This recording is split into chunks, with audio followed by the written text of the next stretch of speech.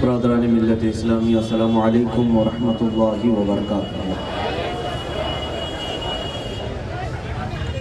الحمدللہ الحنان المنان الذي خلق الانسان وعلمه البيان، والصلاة والسلام على رسوله سید الانس والجان وعلى آلہ وصحبہ ذوی الخیر والاحسان، اما بعد فاعوذ باللہ من الشیطان الرجیم، بسم اللہ الرحمن الرحیم۔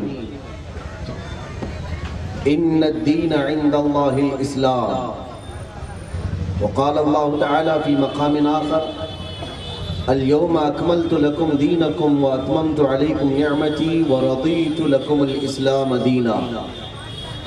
صدق اللہ مولانا العظیم وبلغنا رسوله النبی الامین المتین المختار الکریم، ونحن على ذلك لمن الشاہدین والشاکرین والحمد للہ رب العالمین۔ عزیزان گرامی وقار و حاضرین اجلاس، قبل اس کے کہ کچھ معروضات آپ کے سامنے پیش کروں، آئیے ہم اور آپ مل کر انتہائی عقیدت و احترام کے ساتھ ساری کائنات کے مرکز عقیدت ارواحنا فداہ جناب محمد رسول اللہ صلی اللہ تعالیٰ علیہ وسلم کی بارگاہ پر انوار میں غلامانہ انداز میں درود و سلام کا ہدیہ پیش کریں۔ اللہم صلی علی سیدنا و مولانا محمد معدن الجود والکرم وآلہ واصحابہ الکرام وابنہ الکریم وبارک وسلم صلاة دائمة سرمدا ابدا۔ عزیزان گرامی وقار، ہمارا آج کا یہ اجلاس ایک الگ نوعیت سے ہے اور ایک الگ کیفیت میں ڈھلا ہوا ہے۔ یقیناً یہ سال کی آخری رات ہے جس کو دنیا 31st نائٹ کے نام سے جانتی ہے اور مناتی بھی ہے۔ شاید ہی کچھ لوگ ہوں، کم و بیش ہی لوگ ہوں جو اس رات کو ذکر الہی میں گزارتے ہوں گے، ورنہ دنیا بھر میں آج کی یہ رات لہو و لعب کے لیے مشہور ہے۔ آج کی یہ رات عیاشیوں کے لیے وقف کر دی جاتی ہے۔ آج کی رات کثرت سے شراب نوشی ہوتی ہے، کثرت سے زنا کاری ہوتی ہے۔ آج کی یہ رات دنیا کے لیے بڑی رنگین ہے، لیکن ایک غلام مصطفیٰ، میرے آقا صلی اللہ تعالیٰ علیہ وسلم سے سچی محبت رکھنے والا، اسے تو یہ فکر ہوتی ہے کہ میری زندگی کا 1 سال کم ہو گیا اور میں یہ جو سال گزر رہا ہے میری زندگی سے، اس سال کی آخری رات کو یوں ہی نہ جانے دوں، بلکہ ہو سکتا ہے کہ میں نے 2019 میں بہت سارے گناہ کیے ہوں، لیکن جب یہ آخری رات سال کے ساتھ بند ہونے والی ہو تو کیوں نہ میں اللہ اس کے رسول کے ذکر میں جا بیٹھوں اور تھوڑا وقت میں میرے آقا صلی اللہ علیہ وسلم کی یاد کر لوں، تاکہ رب ذوالجلال اس پورے سال کی جب کتاب بند فرما رہا ہو تو اخیر میں میرے نام سے لکھ دیا جائے کہ یہ بھی شہدائے مصطفیٰ تھا، یہ لکھ دیا جائے کہ یہ بھی ذکر الہی کا شغف رکھنے والا بندہ تھا۔ میرے عزیزوں، آج میں کچھ ضروری باتیں لے کر کے آیا ہوں۔ یقیناً ہم اس عظیم دین سے تعلق رکھتے ہیں جس کے متعلق خود رب ذوالجلال نے فرمایا کہ دنیا میں اللہ تبارک و تعالیٰ کو اگر کوئی دین پسند ہے تو وہ اسلام، اور خود قرآن پاک میں فرماتا ہے، آج کے دن میں نے تم سب پر اپنی پوری نعمتیں تمام کر دی اور اے لوگوں تمہیں اسلام لے کر میں راضی ہوا، جس میں میرے رب ذوالجلال کی رضا ہے، اس دین سے ہمارا تعلق ہے۔ اور میں آج آپ کو ایک خصوصیت بتاؤں، ہر زمانے میں ہر دین کا اور ہر ایک کمیونٹی کا ایک کلچر رہتا ہے، اس کلچر سے وہ پوری دنیا میں مشہور ہوتے ہیں۔ مثال کے طور پر یونانی کلچر پوری دنیا میں مشہور تھا کہ یونان کے لوگ بہت سارے تحقیقات میں بہت آگے ہوتے ہیں، ان کا ایک کلچر ہے تحقیق کرنے میں، ریسرچ کرنے میں، نئی چیزیں بنانے میں۔ ملک فارس کا ایک کلچر تھا، ایران کا، کہ گھڑ سواری میں وہ مشہور تھے، جنگ بازی میں، جنگی چیزوں میں وہ بہت مشہور تھے۔ ہندوستان کا ایک کلچر ہے بہت پرانا، روحانیت میں یہ مشہور ہے کہ یہاں جو بھی دین کا اختیار کرنے والا ہے اس کے اندر دینداری زیادہ ہوتی ہے، چاہے وہ ہندو ہو، چاہے بدھ ہو، چاہے کوئی بھی پرانے دین کا ماننے والا۔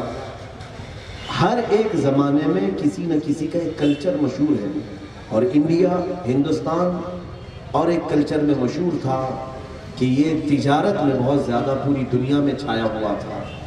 جیسے آج ملک چین تجارت میں بہت مشہور ہے، ان کا کوئی دین نہیں لیکن ایک کلچر ہے کہ ہر پیدا ہونے والا بچہ وہاں پر تاجر سمجھا جاتا ہے۔ میرے عزیزو، اسی طرح اسلام کا ایک کلچر ہے۔ دوسرے جو کلچر ہے، دوسرے جو تہذیب ہے، دوسری جو ثقافتیں ہیں، ان کا معاملہ یہ ہے کہ وہ اپنی قوم کے لیے خاص ہے۔ ہندوستان کا جو کلچر ہوگا وہ باہر والے ایکسیپٹ نہیں کر پائیں گے۔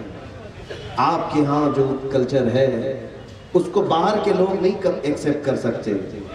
امریکہ اور یورپ کا جو کلچر ہے وہ مشرقی ممالک نہیں ایکسیپٹ کریں گے۔ عرب کا جو کلچر ہوگا پرانے زمانے میں وہ دوسرے لوگ نہیں ایکسیپٹ کرتے، لیکن اسلام کا ایک کلچر ہے، اسلام کا ایک دائرہ اور اسلام کی ایک تہذیب ایسی ہے کہ جو کسی خاص قوم کے لیے نہیں آئی۔ اس کی خاصیت یہ ہے کہ اسلام کا کلچر پورے ورلڈ کے لیے، پوری دنیا کے لیے، پوری دنیا کے لیے اسلام نے ایک کلچر پیش کیا ہے۔ وہ کیا ہے؟ سب سے پہلی چیز اسلام کی خصوصیت یہ ہے کہ اسلام توحید کا درس دیتا ہے۔ چاہے دنیا میں بسنے والا کہیں کا بھی انسان ہو، لیکن سب سے پہلی فکر اسلام یہ دیتا ہے کہ خدا ایک ہے، اللہ ایک ہے۔ یہ وحدانیت کا تصور اس کو ہلکے میں مت لینا، اس کو ہلکے میں مت سمجھنا۔ محققین نے کہا ہے کہ جب بندے کے ذہن میں، انسان کے دماغ میں یہ بات آ جاتی ہے کہ اللہ ایک ہے تو اس کا ذہن ہمیشہ ایک رہتا ہے، اور جب وہ ایک سے زیادہ چیزوں کو اپنے ذہن میں ڈالتا ہے تو اس کا ذہن کبھی بھی دماغ سلامت نہیں رہتا۔ یہاں تک کہ وہ چاہے سائنٹسٹ بھی بن جائے بہت بڑا، لیکن جب دین کا معاملہ آ جائے تو کبھی وہ جانوروں کو خدا کہہ لے گا، کبھی آسمان کو، کبھی سورج کو، کبھی تاروں کو۔ وہ اسی کشمکش میں دھوکے کھاتا رہتا ہے، آخر میں کس کو طاقتور سمجھوں؟ اور اسلام نے یہ تمام بلاؤں سے ہمیں آزاد کیا، ہمارے ذہن کو وحدانیت، اللہ رب العزت کے ایک ہونے کا ایسا یقین دیا ہے کہ چاہے ہمارا غریب ہو یا امیر ہو، ہم اللہ کے ایک ہونے کا یقین رکھتے ہیں۔ اس کے علاوہ میرے عزیزوں، مساوات، اسلام کا ایک کلچر یہ ہے کہ توازن ہے، اس کے اندر برابری ہے، ایکویلٹی ہے، کہ چاہے وہ افریقہ کا ہو، کہ امریکہ کا ہو، کہ عرب کا ہو، کہ ہند کا ہو، کہیں کا بھی رہنے والا ہو، اللہ نے ہم سب کی زبان قرآن کی عربی میں بنا دی ہے۔ ہم جہاں پر بھی ہو، نماز ہم اللہ اکبر سے شروع کرتے ہیں، السلام علیکم ورحمت اللہ سے ختم کرتے ہیں، چاہے ہماری زبانیں مختلف ہیں۔ تو یہ اسلام کا کلچر ہے جو پورے ورلڈ کے لیے آیا ہے، پوری دنیا کے لیے آیا ہے۔ کچھ کلچر ایسے ہیں جو کسی خاص علاقے کے لیے ہیں۔ عزیزان گرامی، میں یہ باتیں آپ کو اس لیے عرض کر رہا ہوں کہ تم ایک آفاقی دین کے ماننے والے ہو۔ صرف ممبئی کا ایک دھرم نہیں ہے، یہ ہندوستان کا ایک مذہب نہیں ہے۔ اسلام ایک ایسا دین ہے جو آدم علیہ السلام کی یہاں پر دنیا میں تشریف آوری سے لے کر قیامت تک پھیلا ہوا دین ہے۔ یہ دین کسی ایک زمانے کے لیے نہیں۔ جو لوگ یہ سمجھتے ہیں کہ اسلام یہاں پر 1400 سال پہلے آیا ہے، یا ہندوستان میں پہلی صدی ہجری میں آیا ہے، میں کہتا ہوں یہ اسلام جو شکل آپ دیکھ رہے ہیں، یہ شریعت مصطفیٰ پہلی صدی ہجری میں آئی ہوگی، لیکن اسلام تو جس وقت آدم علیہ السلام زمین پر قدم رکھے اسی دن آ چکا تھا، اسی دن اسلام آیا ہے۔ تو اس کا مطلب یہ ہوا کہ دنیا کا سب سے قدیم مذہب اسلام ہے، اور انشاءاللہ العزیز قیامت تک قائم رہنے والا یہی دین اکمل ہے۔ جب ہم اتنے بڑے آفاقی دین اور اتنے بڑے پرانے مذہب کو جانتے اور پہچانتے اور مانتے ہیں، تو اس مذہب میں ہونے کے اعتبار سے ہماری کچھ ذمہ داریاں ہیں۔ آج نوجوان طبقہ ان ذمہ داریوں کو بھول چکا ہے۔ میرے عزیزوں، ایک بات یاد رکھنا، کمپنی میں جب کوئی جاب کے لیے سیلیکٹ ہوتا ہے تو ہر ایک کی فیلڈ کے حساب سے اس کو ذمہ داریاں دی جاتی ہیں.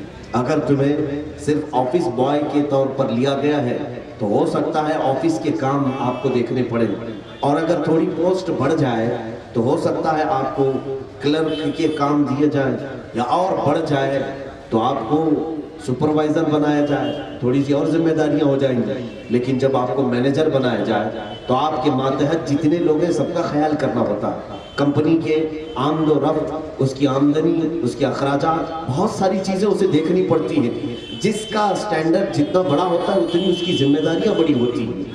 جو جس مقام پر پہنچتا ہے اس کی ذمہ داریاں ویسی ہوتی ہیں. میرے عزیزوں, تمہارا سٹینڈرڈ بہت بڑا ہے. قرآن میں اللہ نے فرمایا کنتم خیر امۃ اخرجت للناس, پوری دنیا میں جتنے انسان ہیں ان سب میں اللہ نے تمہیں خیر امت بنایا ہے, تمہیں خیر امت بنایا ہے, ایک عظیم پوسٹ دیا ہے, ایک بہت اعلیٰ مقام تمہیں دیا ہے. اور تمہیں اب نہ صرف اپنے گھر کی سوچنی ہے, نہ صرف اپنے اولاد کی, نہ صرف اپنے نفس کی, بلکہ اللہ تعالیٰ نے تمہیں ایک آفاقی دین دیا ہے. تو پوری کائنات میں جو کچھ بھی ہو رہا ہے ان سب کی خبر رکھنا یہ ہر مسلمان کی ذمہ داری ہے. اس لیے کہ کائنات, یہ پوری دنیا اللہ تعالیٰ نے آپ کے لیے بنائی ہے, آپ کے لیے بنائی ہے. اور آپ جہاں پر بھی زمین پر ہے اس کی اصلاح کی ذمہ داری آپ کی ہے. یہ نہیں سمجھو کہ میں میرے گھر کو سنبھال کر کے چلوں, میری ذمہ داری ختم ہو گئی. اسی لیے رسول کریم صلی اللہ تعالیٰ علیہ وسلم نے دین تو مکہ مکرمہ میں شروع فرمایا, دعوت دین کی. ہونا تو یہ چاہیے تھا کہ مکہ پورا صحیح ہو جائے, حضور پاک صلی اللہ تعالیٰ علیہ وسلم اسی وقت اپنے دین کی تبلیغ اور دعوت کو بند کر دیتے, ختم فرما دیتے. ایسا نہیں ہوا, بلکہ اللہ کے حبیب صلی اللہ تعالیٰ علیہ وسلم نے خطوط لکھے, خط لکھے, کبھی ایران کے بادشاہ کو, کبھی مصر کے بادشاہ کو, کبھی روم کے بادشاہ کو, کبھی یمن کے بادشاہ کو, سب کو خطوط لکھے. اور یہ ارشاد فرمایا اللہ تعالیٰ نے مجھے پوری روئے زمین کا رسول بنایا ہے, میں ہر زمین کے خطے کی اصلاح کے لیے آیا ہوں. ہر ایک کو اللہ کے نبی نے دعوت دی ہے کہ نہیں دی؟ ہر ایک تک اصلاح کی کوشش فرمائی ہے. لیکن اس دعوت کو آج ہم گھیرتے جا رہے ہیں.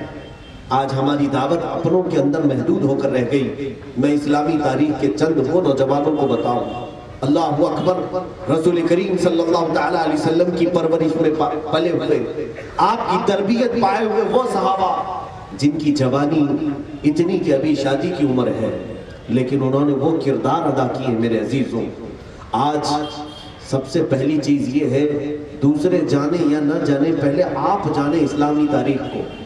میں آج اسلام کی تھوڑی سی تاریخ آپ کے سامنے رکھوں گا, پھر میں بچوں سے پوچھتا ہوں, جوانوں سے پوچھتا ہوں اور بوڑھوں سے پوچھتا ہوں, تمہاری عمر کہاں چلی گئی, تم نے اس کائنات کے لیے کیا کیا ہے, جس جگہ پر تم ہو اس کے لیے تم نے کیا کیا ہے آج تک. ہو سکتا ہے آپ جواب نہیں کہیں میں نے گھر بنا لیا, گھر تو تم نے اپنے لیے بنایا ہے. ہو سکتا ہے تم یہ کہو کہ میں نے بہت اچھے قسم کے کھانے بنائے, وہ تم نے اپنے پیٹ کے لیے بنائے. لیکن اللہ کی اس پوری کائنات کے لیے تمہارا کوئی حصہ ہے اس میں؟ تم نے اپنے طور پر کوئی چیز اس میں پیش کی ہے؟ چلو پوری دنیا کے لیے نہیں, اپنے ملک کے لیے کیا پیش کیا ہے؟ یہ ہمارا عزیز وطن ہے ہندوستان, کیا اس میں ہمارا کوئی حصہ ہے کہ نہیں ہے؟ ہم تو تاریخ کو یاد کرتے ہیں.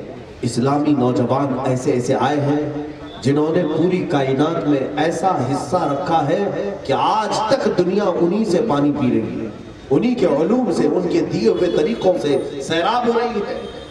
دنیا کوئی معلوم نہیں ہے. میں آج آپ کو بتا دوں, صرف ایک ٹاپک تھا جس کو میں نے پڑھا ہے, ماذا قدم المسلمون للعالم, پوری کائنات کے لیے مسلمانوں نے کیا کیا کیا ہے, اسلامی نوجوانوں نے کیا کیا دیا ہے.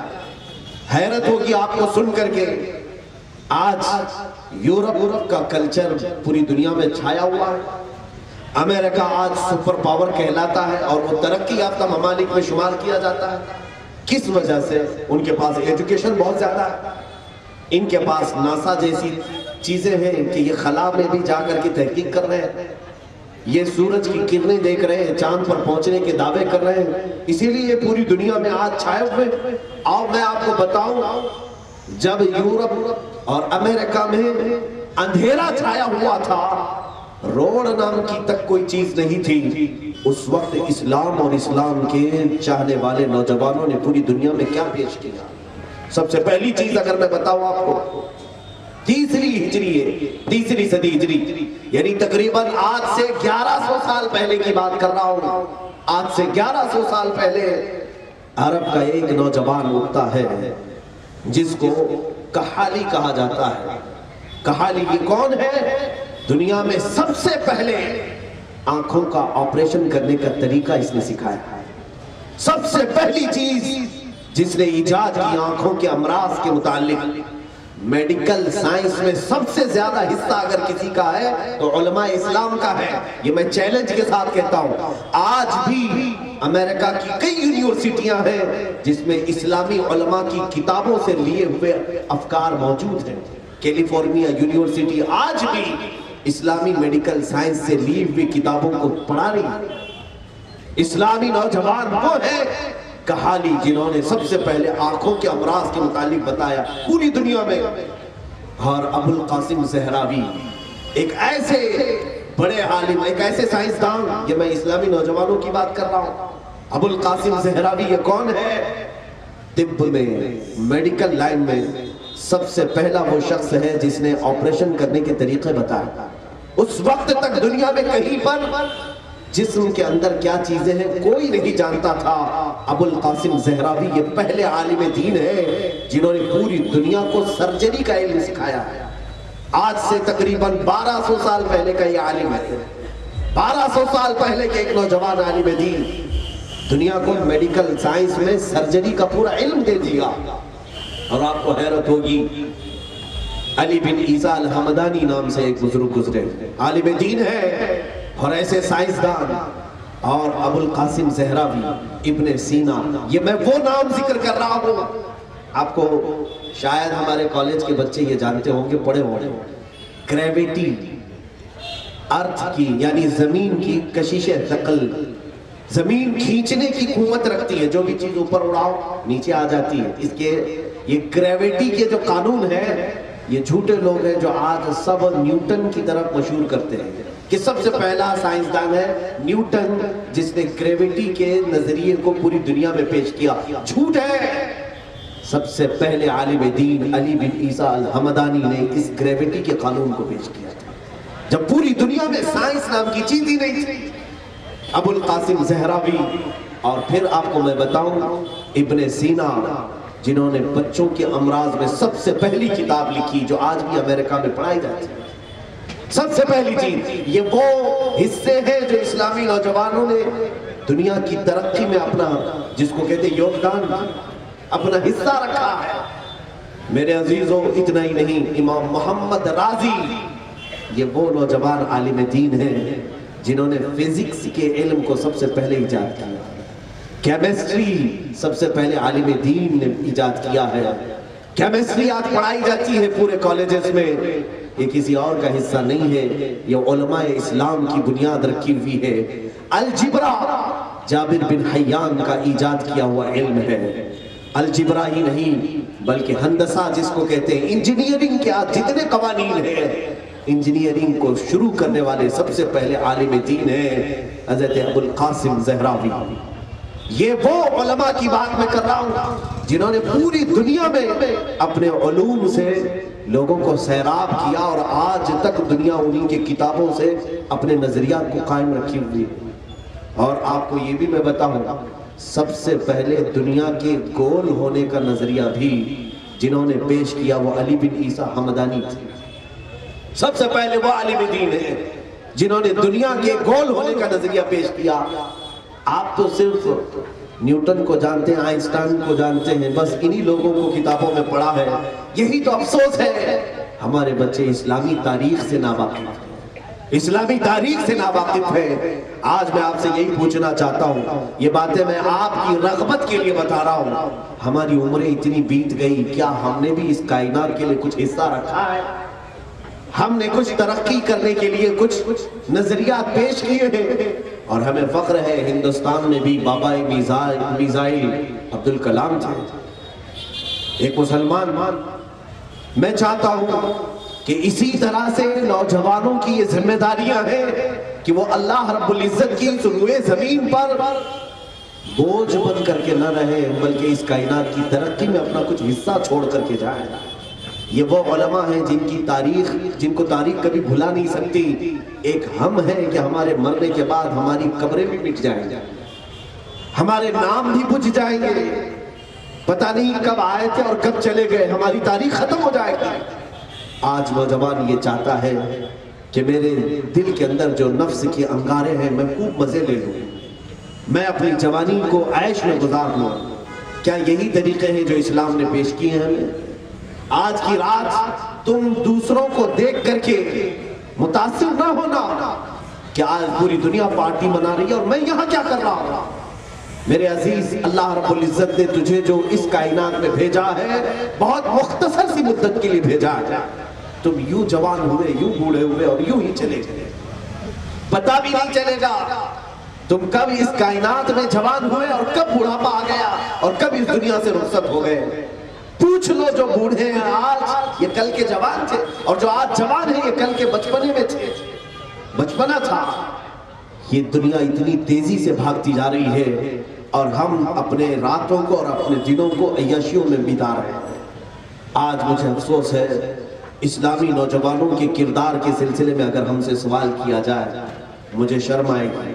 میں افسوس کے ساتھ کہوں گا، ہاں میں نے ایک بات یہ پیش کی کہ اسلام کے وہ عظیم ہونہار نوجوان جو علماء اسلام تھے، جنہوں نے سب سے پہلے ہمیں دنیا پر حکومت کے سلیقے سکھائے۔ آپ کو معلوم نہیں، لے آؤٹ بنانے کے طریقے سب سے پہلے سیدنا عمر فاروق رضی اللہ تعالیٰ عنہ نے پیش کیے، بیت المال کا طریقہ سیدنا ابو بکر صدیق نے پیش کیا ہے، اور جنگی مہم اور جنگوں کے طور طریقے یہ اسلام کے دیے ہوئے ہیں۔ سیاست کرنا پورا اسلام کا طریقہ تھا، یہ گندی سیاست نہیں۔ پارلیمنٹ چلانے کے طریقے یہ اسلام کے دیے ہوئے ہیں، گھر کے بنانے کے طریقے اسلام کے دیے ہوئے ہیں، روڈ بنانے کے طریقے اسلام کے دیے ہوئے ہیں۔ مسلمانوں کا ایک دو حصہ نہیں ہے میرے عزیزوں کائنات میں۔ میں جانتا ہوں مصر میں نے دیکھا تھا، اٹلی کے، یورپ کے کچھ بادشاہ وہ ہیں جو اپنے بچوں کو اندلس میں جب مسلمانوں کی حکومت تھی، علماء ربانیین وہاں تھے، اپنے بچوں کو علماء اسلام کے پاس پڑھنے کے لیے بھیجتے تھے۔ کون؟ یورپ کے بادشاہ۔ اور جب ان کے بچے علماء اسلام سے پڑھ کر کے یورپ میں آتے تھے تو پورا یورپ ان کو دیکھنے کے لیے جمع ہوتا تھا، یورپ ان کو دیکھنے کے لیے جمع ہوتا تھا کہ یہ وہ لوگ ہیں جو عربوں سے سیکھ کر کے آئے ہوئے ہیں، عربوں سے پڑھ کر کے آئے ہوئے ہیں۔ میرے عزیزو، آج الٹا نہیں ہے، آج انگریز آئے تو ان کو دیکھنے کے لیے جمع ہو جاتے ہیں۔ آج ہم پوری طرح سے الٹ کیسے گئے، ہمارا حصہ کہاں چلا گیا؟ چلو آج اگر آپ یہ سمجھتے ہو کہ مولانا لوگ صرف مسجد کی بات کرتے ہیں، میں میرے عزیز آپ سے یہ گفتگو کر رہا ہوں، نمازیں عبادت اسلام کا ایک حصہ ہے، پورا اسلام نہیں۔ عبادت اسلام کا ایک حصہ ہے، پورا اسلام عبادت ہی نہیں ہے، یعنی نمازیں ہی پورا اسلام نہیں۔ اسلام میں بہت سارے شعبے ہیں، تمام شعبوں کی طرف بھی آپ کی توجہ ہونی چاہیے۔ آج تجارت کے اصول ہم بھول گئے، تجارت کے جو اصول تھے وہ اسلام کے دیے ہوئے تھے۔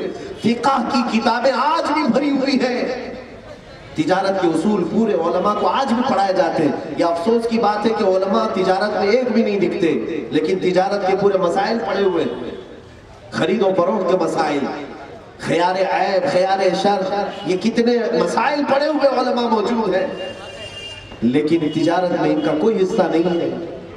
اسلام نے سب سے پہلے تجارت کے اصول بتائے، غلامی سے پوری کائنات کو آزاد کرنے والا اسلام ہے، عورتوں کی غلامی سے آزاد کرنے کے لیے اسلام نے عظیم پیغامات دیے۔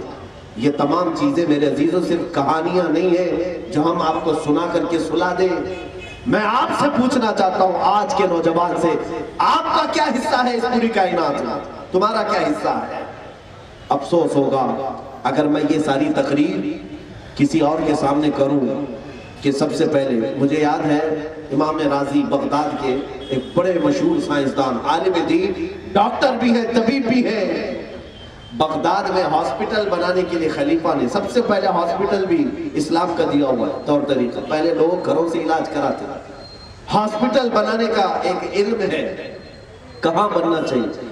ممبئی میں تو کہیں بھی بن جائے گا، یہ الگ بات ہے کہ جگہ کی قلت ہے، لیکن اس کے اصول ہیں۔ یہ اصول سب سے پہلے کس نے پیش کیے تھے جانتے ہیں آپ؟ بغداد میں جو خلیفہ وقت تھے انہوں نے امام رازی سے پوچھا کہ ہمیں ایک مستشفیٰ بنانا ہے۔ مستشفیٰ کہتے ہیں جہاں مریضوں کی دیکھ بھال کی جائے، اچھے ڈاکٹر ان کا علاج کریں، ہمیں ایک ایسا گھر بنانا ہے، ہاسپٹل بنانا۔ کس جگہ بنائے؟ بغداد کی۔ انہوں نے کیا نظریہ پیش کیا تھا؟ آج تک لوگوں کی عقلیں حیران ہیں۔ امام رازی نے کہا کہ مجھے کچھ کچے گوشت کے ٹکڑے لا کر کے کسی بیل کے یا جانور کے ذبح کرنے کے بعد اس کے گوشت کے ٹکڑے لا کر کے، کافی ٹکڑے ان کے پاس لا کر کے دیے گئے، بڑے بڑے ٹکڑے۔ ہر ٹکڑے کو انہوں نے لکڑی میں پرو دیا اور کہا بغداد کے ہر محلے میں یہ لگا دو، ایک ایک لکڑی، ہر محلے میں ایک ایک لکڑی جس کے اوپر گوشت لٹک رہا ہو، لگا دیا گیا۔ یہ کیا طریقہ ہے؟ کیوں گوشت لٹکا رہے ہیں؟ کسی کے سمجھ میں نہیں تھا۔ بغداد میں لٹکائے گئے، وہ گوشت لٹکتا رہا 3 دن تک۔ اس کے بعد امام رازی نے ہر جگہ کے اس لٹکے ہوئے لکڑی پر جو لٹکے ہوئے گوشت تھے ان کو واپس منگوایا، لاؤ۔ اب اس میں سارے جو ٹکڑے تھے سب کی کیفیت الگ تھی۔ کچھ گوشت کے ٹکڑے وہ تھے جو بالکل سڑ چکے تھے، سوکھ چکے تھے، کچھ وہ تھے جن میں بدبو تھی، لیکن ایک ٹکڑا ایسا تھا جس میں ابھی بھی تازگی باقی تھی، لیکن اس میں ہلکا پن آیا ہوگا مرجھانے کا، لیکن تازگی باقی تھی۔ امام رازی نے پوچھا یہ ٹکڑا کس محلے میں لگا تھا؟ بتایا گیا فلاں محلے میں یہ لگا تھا۔ کہا اسی جگہ پر ہاسپٹل بننا چاہیے تاکہ مریضوں کا جسم جلدی نہ سڑے۔ یہ نظریہ سب سے پہلے پیش کیا کہ ایسی جگہ ہاسپٹل ہو جہاں کی فضا مریض کے جسم کو جلدی متاثر نہ کرے۔ اس وقت سارے لوگوں کی عقلیں حیران تھی، کیا یہ بھی کوئی علم ہوتا ہے؟ ہاں، یہ ہمارے علماء اسلام ہیں جنہوں نے پوری دنیا کو زندگی گزارنے کا طریقہ بتایا ہے۔ آج جن کو پیشاب کرنے کا طریقہ نہیں، وہ پارلیمنٹ میں بیٹھ کر کے اسلام پہ باتیں کرتے ہیں۔ انہیں کیا معلوم ہے کہ اسلام کی تاریخ میں علماء اسلام نے کیا کیا حصے رکھے ہیں؟ ہماری کتابیں، یہ افسوس ہے کہ ہمارے بچے ہماری تاریخ سے واقف نہیں ہیں، ہمارے بچوں کو ان اصول سے واقف نہیں کرایا گیا۔ آج کی مجلس میں میں صرف اسی ٹاپک کو لے کر کے بیٹھا ہوں۔ تقریریں بہت ساری سنتے ہوں گے آپ، فضیلتوں میں، واقعات میں، لیکن میں آج آپ کی پرانی تاریخ کی طرف لے جا رہا ہوں۔ سال گزرتے جا رہے ہیں میرے عزیزوں، 2019 بھی چلا گیا، تمہاری زندگی کا ایک سال یوں ہی چلا جا رہا ہے۔ اب جو بچے ہوئے سال ہیں، کیا آپ میں سے بھی کوئی تیار ہے کہ میں بھی اپنی محنتوں سے اس کائنات کے لیے کوئی نظریہ پیش کر دوں؟ ایسے بہت سارے بچے ہیں جو بچپن میں ایک اعلیٰ سوچ رکھتے ہیں اور وہ نئی نئی چیزیں ایجاد کرتے ہیں اور وہ تاریخ میں رقم ہو جاتی ہے، تاریخ میں رقم ہو جاتی ہے۔ بنو امیہ کی جب خلافت کا زمانہ تھا، آپ کو یہ بھی سن کر کے حیرت ہوگی، ایک ایسی چیز جو آج سب کے پاس ہے، آپ کے سب کے پاس ہے، اور اسی سے ہمارا دن رات معلوم پڑ رہا ہے، اسی سے ہمارے ساری چیزیں معلوم پڑ رہی ہیں، سب کے پاس ہے تقریباً۔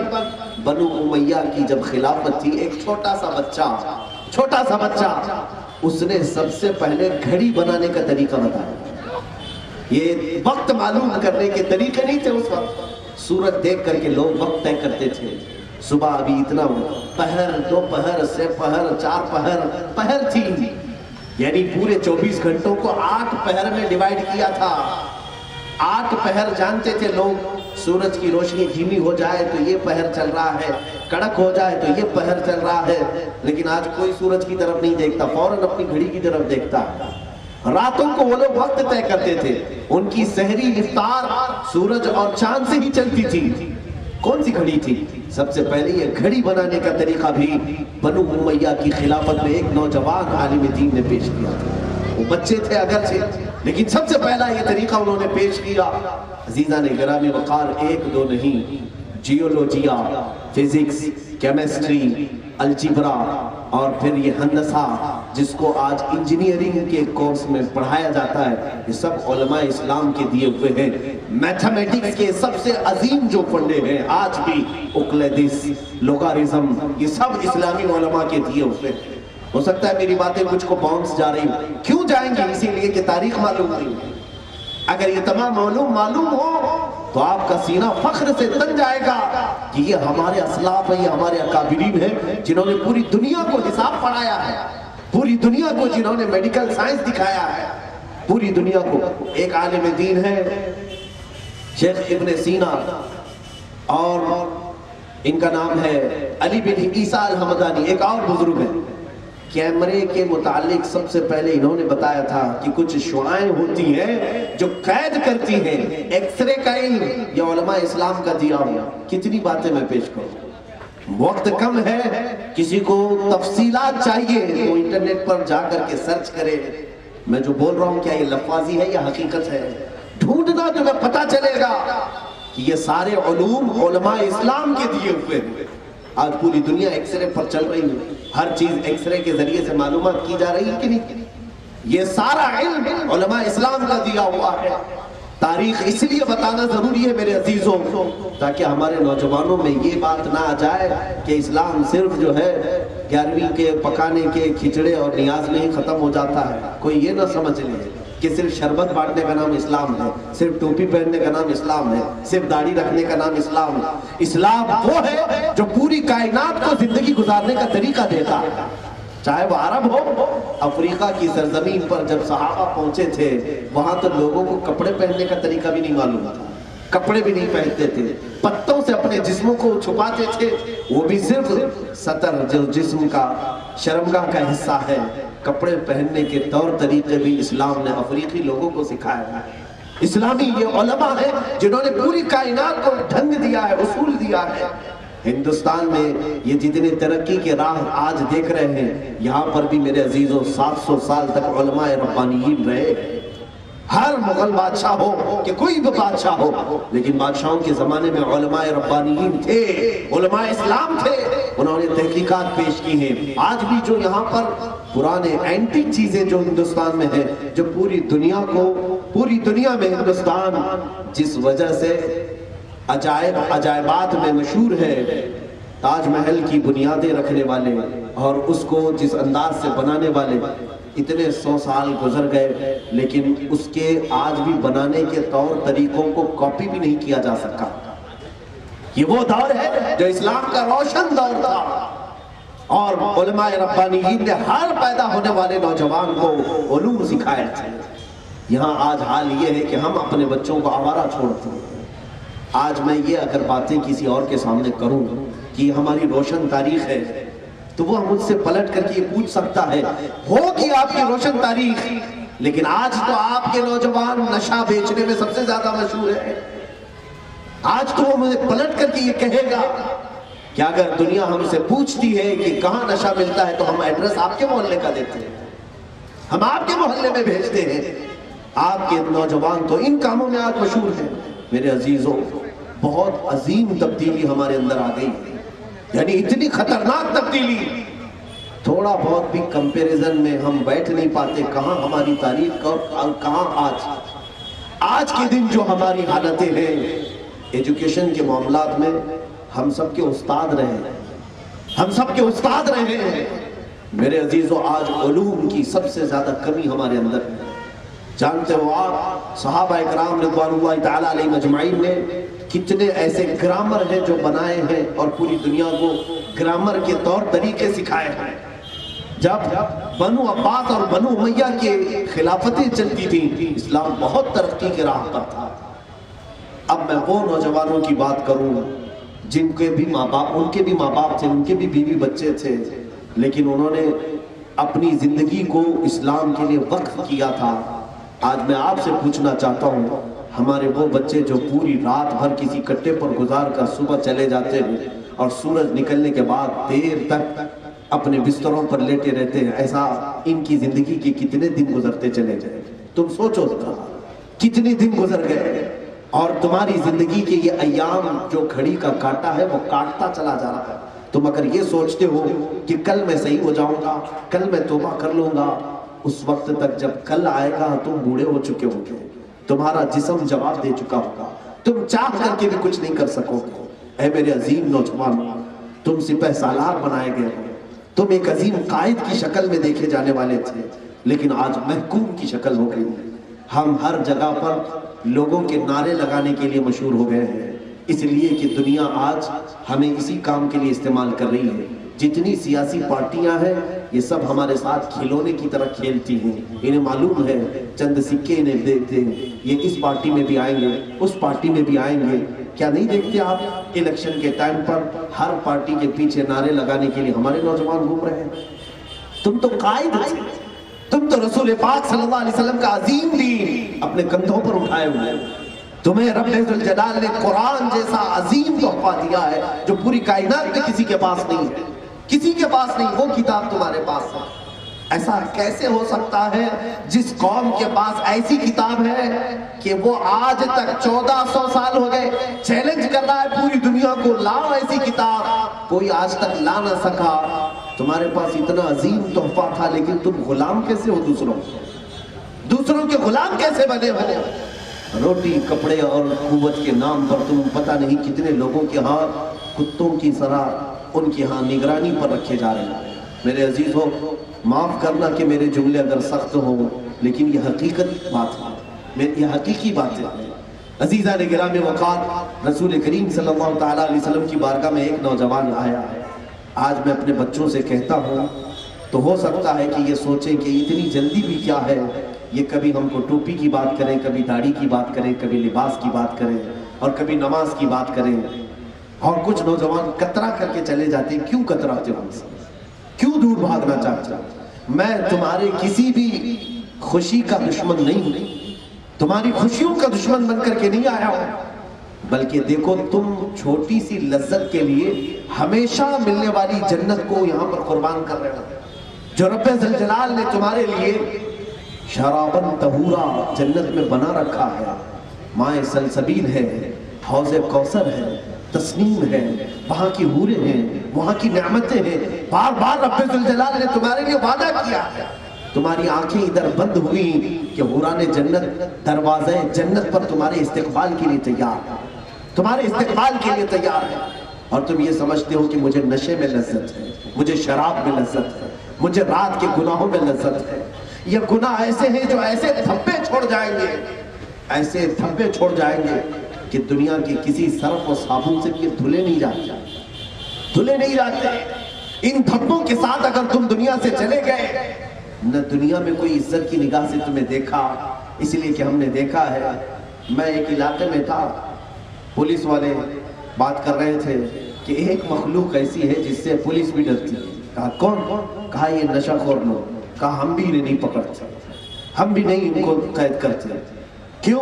کہا یہ بہت ہی عجیب قسم کے لوگ ہوتے ہیں، نہ جانے کب کس کو ماریں اور خود مر جائیں، انہیں کسی چیز کا خوف نہیں۔ پولیس والے نے کہا میں یہ بات عرض کر رہا ہوں میرے عزیزوں، پھر تمہاری عزت کس کے پاس؟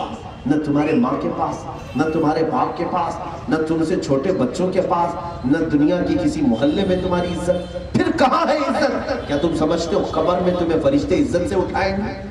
حدیث پاک میں ہے وہ منکر نکیر جس وقت قبر میں آئیں گے ان کی شکل ہی اتنی ہیبت ناک ہوگی، اتنی ہیبت ناک کہ ان کی شکل کو دیکھنا ہی ایک عذاب ہے۔ وہ اپنے دانتوں سے زمین کو چیرتے ہوئے آئیں گے، نیلی آنکھوں والے اور کالے چہرے والے جو تمہیں جھنجھوڑ کر کے کھینچ کر کے اٹھائیں گے۔ اگر فرشتوں کا ایک بھالا سینے پر پڑ گیا تو وہ مردہ 2 میل زمین میں اندر جاتا ہے اور اسے پھر سے نکالا جاتا ہے۔ یہ عذاب قیامت تک ہوگا۔ کون سی عزت ہے تمہاری؟ کیا قیامت کے دن عزت ہوگی؟ اس کائنات میں اس طرح کی زندگی گزار کر گئے، لیکن جس دن اٹھائے گئے، اللہ اکبر، میرے آقا صلی اللہ علیہ وسلم فرماتے ہیں قیامت کے دن لوگ ننگے اٹھائے جائیں گے اور ان کے لباس پر کوئی کپڑا نہیں، جو ستر کی حفاظت نہیں کرتے تھے فرشتے آگ میں تپایا ہوا لوہا ان کی شرمگاہوں پہ مار رہے ہیں، ان کی شرمگاہوں پہ مار رہے ہیں۔ قیامت کا یہ منظر، پھر کہاں عزت ہے تمہاری؟ نہ دنیا میں، نہ قبر میں، نہ حشر میں۔ یہاں تک کہ ایک حدیث یہ بھی ملتی ہے کہ قیامت کے دن سیسا جانتے ہوں گے کہ جب اسے گرم کیا جاتا ہے تو یہ لاوے کی طرح ہوتا ہے، لوہے کی ایک قسم ہے سیسا، اس کو جب کھولایا جاتا ہے تو یہ لکوڈ بنتا ہے۔ قیامت کے دن یہ سیسا ابالا جا رہا ہوگا، آگ میں پکایا جا رہا ہوگا۔ پوچھا گیا کس کے لیے؟ کہا گیا کہ یہ ان کانوں میں ڈالا جائے گا جو گانے سننے کے بڑے مشتاق تھے، ان کو گرم سیسا ڈالا جائے گا جو دنیاوی لذتوں سے اپنے کانوں کو بھرتے تھے۔ میرے عزیزوں، پھر کون سی زندگی میں ہے تمہاری یہ عزت؟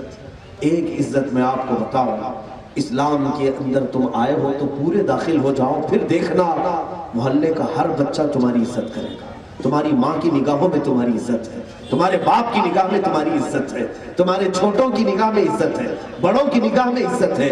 قبر میں جس وقت جاؤ گے، میرے آقا کا فرمان ہے، نکیرین سے میرے آقا فرمائیں گے اسے ذرا آہستہ جگانا، یہ میرا غلام، وہاں عزت ہے۔ قیامت کے دن اٹھایا جائے گا، اس کا نام پکارا جائے گا، فلاں بن فلاں آ جائے، رسول اللہ کے جھنڈے تلے اسے بلایا جائے گا، وہاں بھی عزت ہے۔ اور جب اس کا حساب ہو جائے گا، اللہ کی طرف سے اسے حکم ہوگا، تو جا رہا ہے، دنیا میں اپنے آپ کو بچایا تھا، تجھے اختیار دیتا ہوں، جس پر تیری نظر پڑے اسے بھی اپنے ساتھ لے جا سکتا۔ قیامت کے دن یہ عزت ہے۔ میرے عزیزوں، ہمیں کون سی زندگی گزارنی چاہیے وہ آج ہی طے کر لو، آج ہی طے کر لو۔ میں ایک نوجوان کی بات کرتا ہوں جن کی زندگی تھی، آج آپ لوگ یہ سوچتے ہوں گے ہمارے ماں باپ ہیں، ہماری بیوی بچے ہیں، ہمارے بھی بہت سارے رشتہ دار ہیں، ساری چیزیں چھوڑ کر کے ہم کیسی زندگی گزاریں؟ آپ کون سی زندگی کی بات کر رہے ہیں؟ سنو، حضرت حنظلہ رضی اللہ تعالیٰ مدینہ طیبہ میں شادی ہوئی، آج کے دن دوپہر کے نکاح ہوا، اور شام کو اسی دن ایسا ہوا کہ مکہ کے مشرکین اور کفار نے مدینے پر حملہ کرنے کی ٹھان لی، اور پورا مجمع مکہ کا مدینہ طیبہ کی طرف آ گیا حملہ کرنے کے لیے۔ یہ جو جنگ احد ہوئی تھی، مدینے سے صرف 5 کلومیٹر دور وہ پڑاؤ ڈال کر کے رک گئے تھے۔ جس دن حضرت حنظلہ کی شادی ہوئی، اسی دن شادی ہوئی، نکاح ہوا ہے، اور مدینے کی حسین ترین ایک خوبصورت خاتون سے انہوں نے نکاح کیا تھا اور ان کے قریب کی تھی۔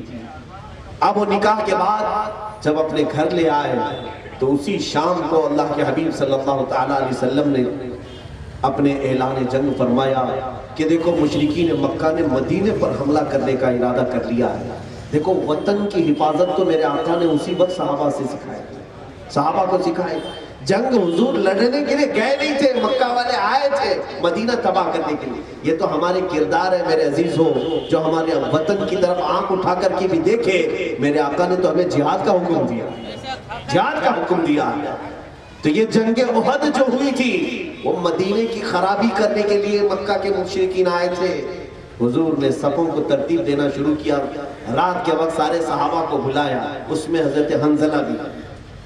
جب گئے وہاں مشورے چل رہے تھے، میرے آقا صلی اللہ علیہ وسلم سے قریب جا کر حضرت حنظلہ کہتے ہیں، یا رسول اللہ صلی اللہ علیہ وسلم، آج ہی میری شادی ہوئی، آج ہی میری دلہن گھر پہ آئی، اگر آپ اجازت دے دیں تو آج میری پہلی رات ہے، میں اپنی دلہن کے ساتھ منا دوں۔ اللہ کے حبیب صلی اللہ علیہ وسلم نے فرمایا جا تجھے اجازت۔ انہوں نے کہا یا رسول اللہ آج پہلی رات گزاروں گا اور کل آپ کے ساتھ حاضر ہونے کی کوشش کروں گا۔ پہلی رات جب وہ گئے، اپنی شب عروسی ہے جس کو شب زفاف کہا جاتا ہے، حضرت حنظلہ رضی اللہ تعالیٰ اپنی اس نئی نویلی دلہن کے ساتھ شباشی فرما رہے ہیں، رات کا آخری پہر ہے۔ میرے عزیز، ایک نوجوان زندگی کے لیے یہ سب سے حسین رات ہو سکتی ہے۔ جو لوگ عیاشی میں مصروف ہو کر سوچتے ہیں یہاں بڑی لذتوں کی زندگی ہے، لیکن ایک دولہے کے لیے اس کی پہلی رات کیا یہ لذتوں والی نہیں ہوتی؟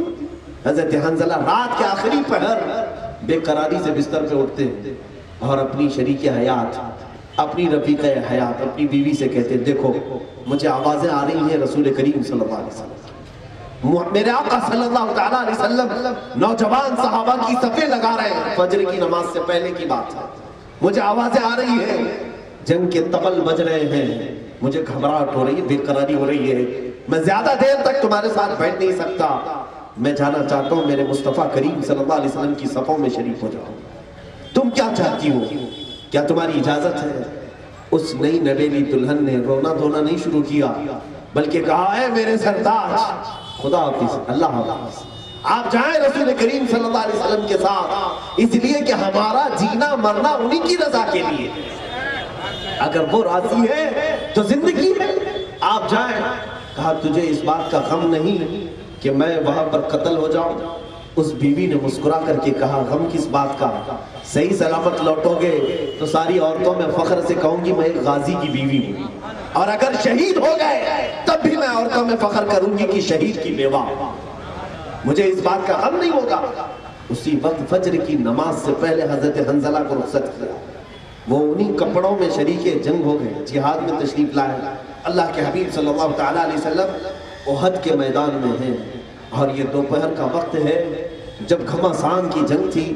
پہلے مسلمانوں کو فتح مبین حاصل ہوئی، اس کے بعد تھوڑی سی کچھ خطائیں تھیں، تفسیر میں آپ نے سنا ہوگا، جس کی وجہ سے کفار و مشرکین غلبہ پائے، اور تقریباً 70 صحابہ جام شہادت نوش کر گئے تھے۔ 70 صحابہ کی جانیں گئی تھی، ان میں ایک صحابی حضرت حنظلہ بھی تھے جو پہلی رات کے دولہ تھے۔ اسی دن ان کے جسم پر اتنی تیریں آئی، اتنے تیر لگے کہ وہ اٹھ نہ سکے، ان تیروں کے ساتھ وہ میدان جنگ میں لوٹ پوٹ ہوتے رہے، یہاں تک کہ جب شام کا وقت ہوا لاشیں جمع کی جا رہی تھیں، لاشیں جمع کی جا رہی تھیں، سب کی لاشیں آئی۔ حضور پاک صلی اللہ تعالیٰ علیہ وسلم نے سب لاشوں پر نماز پڑھی، لیکن حضرت حنظلہ کی لاش وہاں پر کہیں نہیں مل رہی تھی، ان کا جسم نہیں تھا۔ صحابہ نے کہا حنظلہ کو شہید ہوتے ہوئے تو دیکھا ہے لیکن لاش کہاں ہے؟ حضور پاک صلی اللہ تعالیٰ علیہ وسلم نے آسمانوں کی طرف دیکھا، مسکرایا، پھر فرمایا کہ فلاں جگہ دیکھو ان کی لاش ہوگی۔ صحابہ گئے تو دیکھا ان کی لاش مبارک بالکل غسل کی ہوئی اور دھوئی ہوئی وہاں رکھی ہوئی تھی۔ صحابہ اٹھا کر کے لائے، ایک عظیم نوجوان، تف ہے ہماری جوانی پر، لعنت ہے اس جوانی پر جنہوں نے رات کے پوری تاریکیاں گناہوں کے اڈوں میں گزارے ہیں۔ اس عظیم نوجوان کی لاش کو جب لایا گیا میرے آقا صلی اللہ تعالیٰ علیہ وسلم کے پاس، صحابہ کھڑے تھے، پوچھا آقا یہ نہایا ہوا دکھ رہا ہے؟ حضور نے فرمایا ہاں، جیسے ہی یہ شہید ہوا اس کو اللہ کے فرشتے اوپر لے کر گئے، اسے اٹھا کر لے گئے اور اسے جنت کے پانی سے غسل کر کے واپس لائے۔ صحابہ نے پوچھا یا رسول اللہ شہید کے لیے تو غسل بھی نہیں کفن بھی نہیں ہے، آپ ہی نے تو فرمایا۔ شہید کا مسئلہ کیا ہے جانتے ہیں آپ؟ جو شہید ہوتا ہے اس کے لیے کفن بھی نہیں ہے، غسل بھی نہیں، وہ جن کپڑوں میں شہید ہوا ہے انہی کپڑوں کے ساتھ اسے دفن کیا جاتا ہے، یہ اس کا اعزاز ہے، یہ اس کی عزت ہے۔ یہ ہم ہیں کہ ہمارے کپڑے اتار لیے جاتے ہیں، اس دنیا کے کپڑے پہن کے جاؤ، اس دنیا کے کپڑے نہیں، وہ قبر کی دنیا کے کپڑے الگ ہیں، نہا کر کے کفن پہن کے جاؤ، لیکن شہید کے لیے نہیں۔ اللہ نے اس کے لیے فرمایا ہے جو کپڑے تو وہاں پہنتا تھا وہی پہن کر میرے پاس آ جا، اس لیے کہ انہی کپڑوں میں وہ اللہ سے ملاقات کرنے کا۔ تو یہ حنظلہ کو کیسے غسل دیا گیا؟ صحابہ نے پوچھا جب شہید کو غسل نہیں تو فرشتوں نے غسل کیسے دیا ہے؟ میرے آقا صلی اللہ علیہ وسلم نے فرمایا اے میرے صحابہ، حنظلہ کو جو غسل دیا گیا ہے یہ موت کا غسل نہیں ہے، یہ جنابت کا غسل ہے، جاؤ اس کی بیوی سے پوچھ لینا وہ تمہیں بتائے گی۔ ان کی بیوی سے پوچھا گیا تو کہا کہ یہ رات تو میرے ساتھ گزارے لیکن اتنی بے قراری تھی ان کی کہ ان کو نہانے کا تک وقت نہیں ملا اور شریک جہاد ہو گئے۔ سوچا کہ اس میں اگر وقت ضائع کروں تو کہیں رسول اللہ آگے نہ چلے جائیں، صحابہ کی صفیں مجھے چھوڑ کر نہ چلی جائیں۔ اسی حالت میں آئے اور شہید ہوئے، لیکن اللہ کے ملائکہ نے انہیں غسل جنابت عطا کیا۔ میرے عزیز ہو، یہ وہ عظیم نوجوان، ہمارے آج کے نوجوانوں میں کیا پوزیشن ہے آج دیکھیں۔ ہم رات تو پوری کسی کام کے لیے گزار سکتے ہیں لیکن میرے مولا کے لیے ایک لمحہ کھڑا ہونا ہمارے لیے دشوار ہے، جو ہمیں ماں کے پیٹ سے لے کر اب تک پال رہا ہے، ہمیں غیب سے وہ ہوائیں دے رہا ہے، ہمارے رزق کا پورا انتظام کیا ہے، لیکن آج ہماری زندگی اس کی نافرمانی۔ اس پوری زمین کو دیکھو، تم نے گواہ بنا رکھا ہے اس زمین کو اپنے گناہوں کے دھبوں سے۔ یہ زمین گواہی دے گی قیامت کے دن، یہ سارے دھبے جو ہم نے گناہ کے چھوڑے یہ قیامت کے دن بتائے گی مولا سے اے رب ذوالجلال میرے اس حصے کو اس نے گناہوں سے لال کیا، اس حصے پر بیٹھ کر کے یہ تماشے کرتا رہا، تیری نافرمانی کرتا رہا۔ دیکھنا آج اگر میری یہ باتیں آپ کے اوپر سے جا رہی ہوں، کل تمہاری اور میری ملاقات قیامت کے دن ہوگی تو فیصلہ ہو جائے گا۔ میرے عزیزوں، میں لفاظی کرنے کا عادی نہیں ہوں، میں دل سے کہہ رہا ہوں، میں ان بچوں کو آج بھی بلاتا ہوں، آج بھی بلا رہا ہوں، وقت ہے مولا تمہیں واپس لے لے، تمہاری زندگی گزارنے کے وہ سلیقے نہیں ہیں، وہ طریقے نہیں ہیں جو تم نے بنا رکھے ہیں۔ کچھ کردار میں اتنی بلندیاں پیدا کرو کہ دنیا تمہارے نقش قدم پر چلنے میں فخر محسوس کرے، تمہارے نقش قدم پہ چلنے میں فخر محسوس کرے۔ دو اور نوجوان مجھے دکھتے ہیں تاریخ میں، دو اور نوجوان، ایک کا نام ہے محمد بن قاسم، دوسرے کا نام ہے طارق بن زیاد۔ دونوں کی عمر 17 سال اور 19 سال کے قریب ہے۔ 17 سال یہ ٹین ایج ہے، بھڑکتی ہوئی جوانی جس میں کوئی قابو میں نہیں ہوتا، لیکن ٹین ایجر وہ جانتے ہیں ان کو ماں باپ کی باتیں بری لگتی ہیں، نصیحت کرنے والے انہیں دشمن لگتے ہیں۔ سنو اسلام کا ٹین ایجر کیا ہوتا ہے، وہ اس طرح سے عیاشی میں اور بائک رائڈنگ میں مشہور اسلامی نوجوان نہیں ہے۔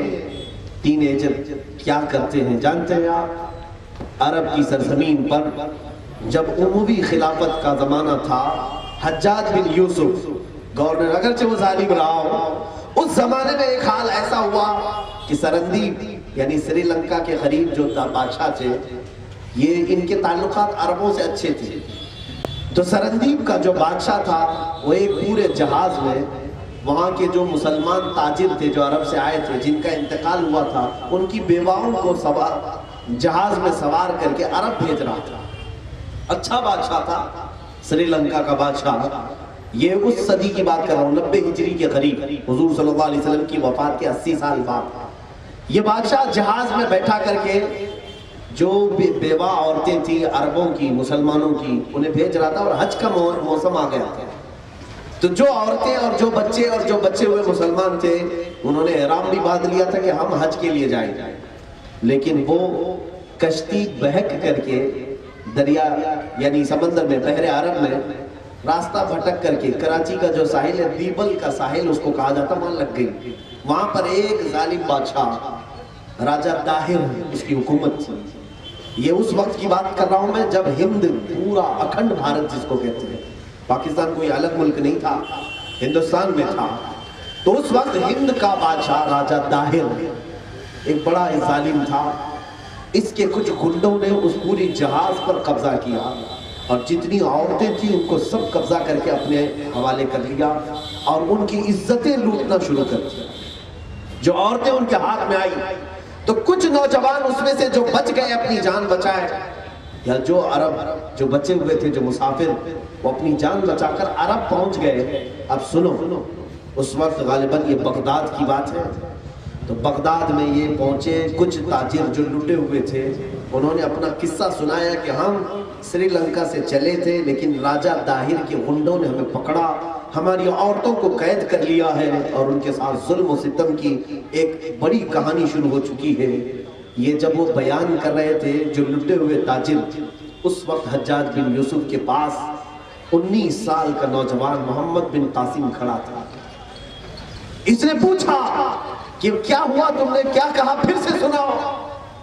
تو وہ تاجروں نے، لٹے ہوئے تاجروں نے کہا، وہاں پھنسی ہوئی عورتیں جن کی عزت اور عصمت لوٹی جا رہی تھی، وہ پکار رہی تھی، کہاں ہے وہ اسلام کے عظیم نوجوان جو ہماری عزتوں کی حفاظت کرتے تھے۔ رسول کریم صلی اللہ تعالیٰ علیہ وسلم کی طرف ان کی آس لگی ہوئی تھی کہ وہ نوجوان کہاں ہے جو عورتوں کی حفاظت کرتے تھے۔ تو وہ تاجر جیسے یہ واقعہ بیان کر رہا تھا، محمد بن قاسم کو جلال آیا بغداد، 19 سال کا جوان جلال میں کہتا ہے، لبیک یا اختی، اے میری بہن میں حاضر ہو رہا ہوں، میں آ رہا ہوں تیری حفاظت کے لیے۔ اسی وقت شامی فوج 6000 سے 10,000 کے قریب لشکر لے کر یہ محمد بن قاسم 19 سال کا جوان آیا ہندوستان میں۔ سب سے پہلا قافلہ 19 سال کے سپہ سالار کے ساتھ ہندوستان میں آیا ہے۔ جب وہ سندھ کے علاقے میں آیا تو راجہ طاہر سے پہلے ریکویسٹ کیا گیا کہ ان غریبوں کو چھوڑ دو، آزاد کر دو، ان کے ساتھ ظلم نہ کرو، ان کی عزتیں نہ لوٹو۔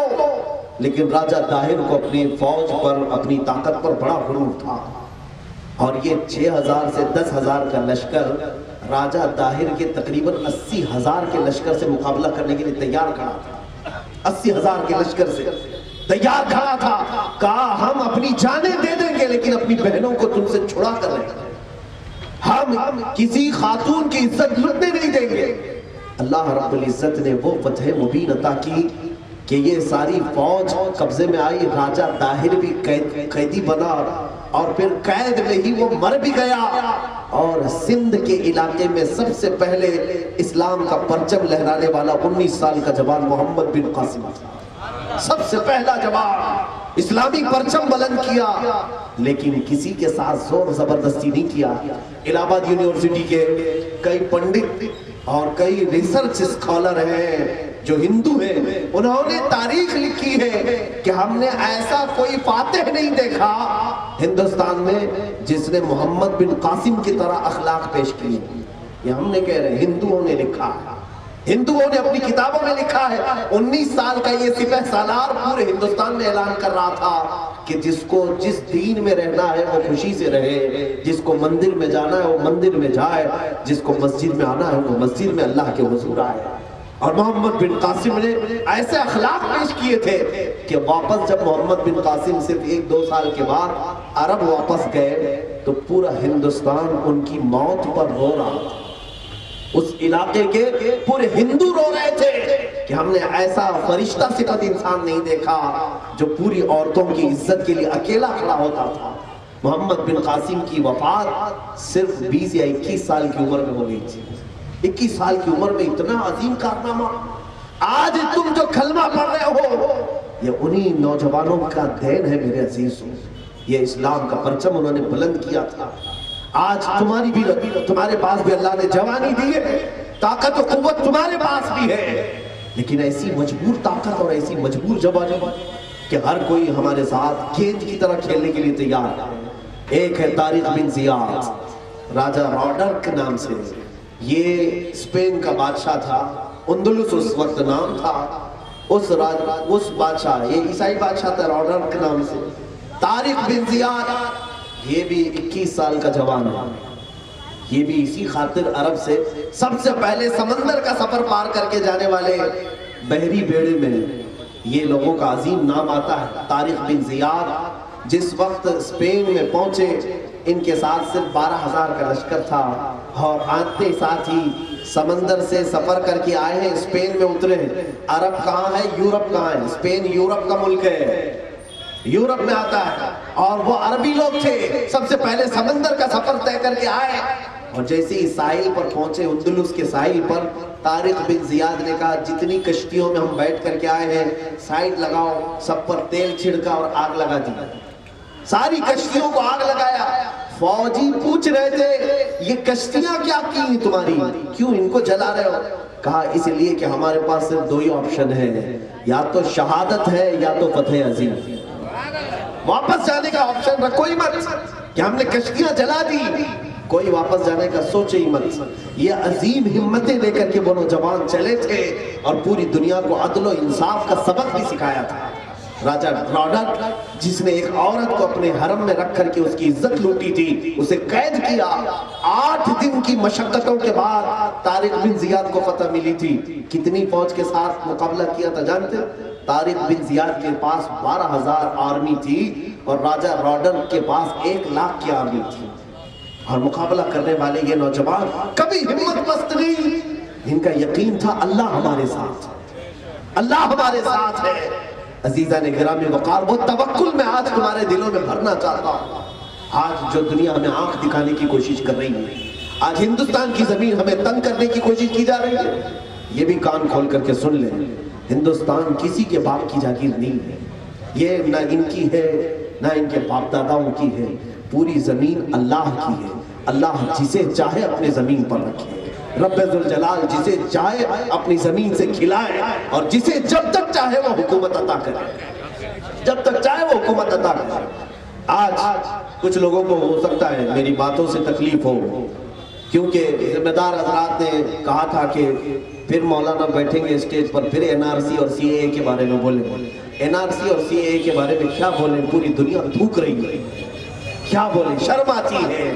پوری دنیا میں ہندوستان کی عزتوں کو مٹی میں ملانے کا کام کیا ہے۔ آج صرف ہندوستان کے مظاہرے نہیں، یہ آندولن، یہ پروٹیسٹ، یہ احتجاجات ہندوستان کے نہیں ہے، ذرا میڈیا کو یہ بھی بتانا چاہیے کہ امریکہ ہو یا دوسرے یورپین کنٹریز ہو، عرب ہو، وہاں کے بھی غیور لوگ سڑکوں پر آئے ہیں، مطالبہ کر رہے ہیں۔ حیرت کی بات ہے، یہ دجالی میڈیا کیا بتائے گی؟ یہ صرف اپنے باپ کی کہانیاں سناتے ہیں، ان کو اس کے علاوہ کچھ نہیں معلوم کہ صبح پی ایم صاحب اٹھ رہے ہیں، ابھی ٹوائلٹ میں جا رہے ہیں، ابھی باہر آ رہے ہیں، اسی پر پوری رات نیوز چلا دیتے ہیں۔ آج مجھے حیرت اس بات کی ہے میرے عزیزوں، ہماری یہ خاموشی ہمیں مار ڈالے گی۔ میں آپ سے کہوں گا، جینا ہو اس کائنات میں، ایک مثال کے ذریعے سے میں آپ کو بتاتا ہوں۔ یہ دنیا ایک سمندر ہے، دنیا ایک سمندر ہے، اور اگر کبھی تمہیں پانی میں ڈالا جائے، پانی میں ڈالا جائے، سوئمنگ آتی ہے تو اچھی بات ہے، تیرنا آتا ہے اچھی بات ہے، لیکن تیرنا جس کو آتا ہے اس کے لیے بھی ایک چیز ضروری ہے کہ اگر اس کو سمندر میں ڈال دو، ندی میں ڈال دو، اسے ہاتھ پیر چلانا پڑے گا تبھی وہ تیر سکے۔ پورے ہاتھ پیر ڈھیلے کر کے کوئی تیر نہیں سکتا۔ تیرنا جس کو آتا ہے اس کے لیے بھی ضروری ہے ہاتھ پیر چلائے، اور جس کو آتا ہی نہیں وہ جائے نیچے تیرنے، مر جائے، ڈوب جائے۔ اگر آپ کو تیرنا آتا ہے پانی میں تب بھی ہاتھ پیر چلانا پڑے گا، کیوں؟ بغیر ہاتھ پیر چلائے تم پانی میں زندہ نہیں رہ سکتے۔ اسی طرح یہ پوری دنیا ایک سمندر ہے میرے عزیزوں، بولنا سیکھو، خاموش رہو گے تو ڈوب کے مر جاؤ گے، اور اگر حق بولتے رہو گے تم اپنے وجود کے ساتھ اس کائنات میں ہمیشہ زندہ رہو گے، ہمیشہ زندہ رہو گے۔ ہاتھ پیر چلاؤ۔ ہاتھ پیر چلانے کا مطلب یہ بھی مت سمجھو کہ مکے مارنے کی بات کر رہا ہوں، کسی کے ساتھ پنجہ آزمائی کرنے کی نہیں۔ جو ظلم ہو رہا ہے اس کے خلاف بولو، اس کے خلاف آواز اٹھاؤ، تاکہ تمہارے زندہ ہونے کا دوسری قوموں کو احساس ہو کہ اب بھی یہ زندہ ہیں، ان کے سامنے ہم برا نہیں کر سکتے۔ آج میں اس ذمہ دار اسٹیج سے بات کرتا ہوں، یو پی کے سرزمین پر جو ظلم کی ایک نئی کہانی رچ رہے ہیں ان کے نیتا، جو سنیاسی ہیں جن کو پتہ ہی نہیں خاندان ہوتا کیا ہے، بیٹا ہوتا کیا ہے، بیوی ہوتی کیا ہے، اور یہ خاندان پریوار سے ساری چیزیں۔ اسلام سنیاس لینے کا نام نہیں ہے، اسلام میں کبھی بھی رہبانیت نہیں آئی ہے۔ غوث اعظم عبد القادر جیلانی رضی اللہ تعالیٰ عنہ سے بڑھ کر کے کوئی صوفی نہیں، لیکن باوجود صوفی ہونے کے سیدنا عبد القادر جیلانی نے شادی بھی فرمائی، بیوی بھی رکھا، اولاد بھی رکھا، اور مقام یہ کہ زمین پر بیٹھ کر کے وہ لوح محفوظ کو دیکھتے تھے۔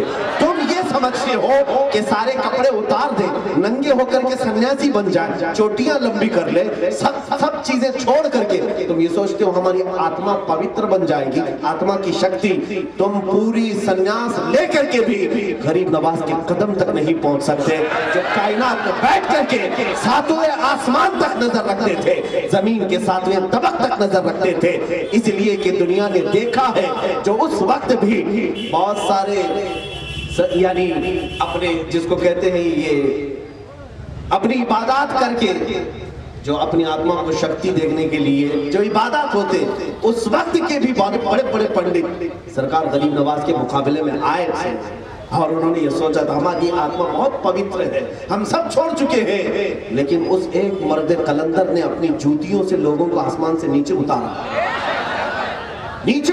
ہے، غریب نواز کی کھڑاؤں نے بڑے بڑے اڑنے والوں کو نیچے اتارا ہے۔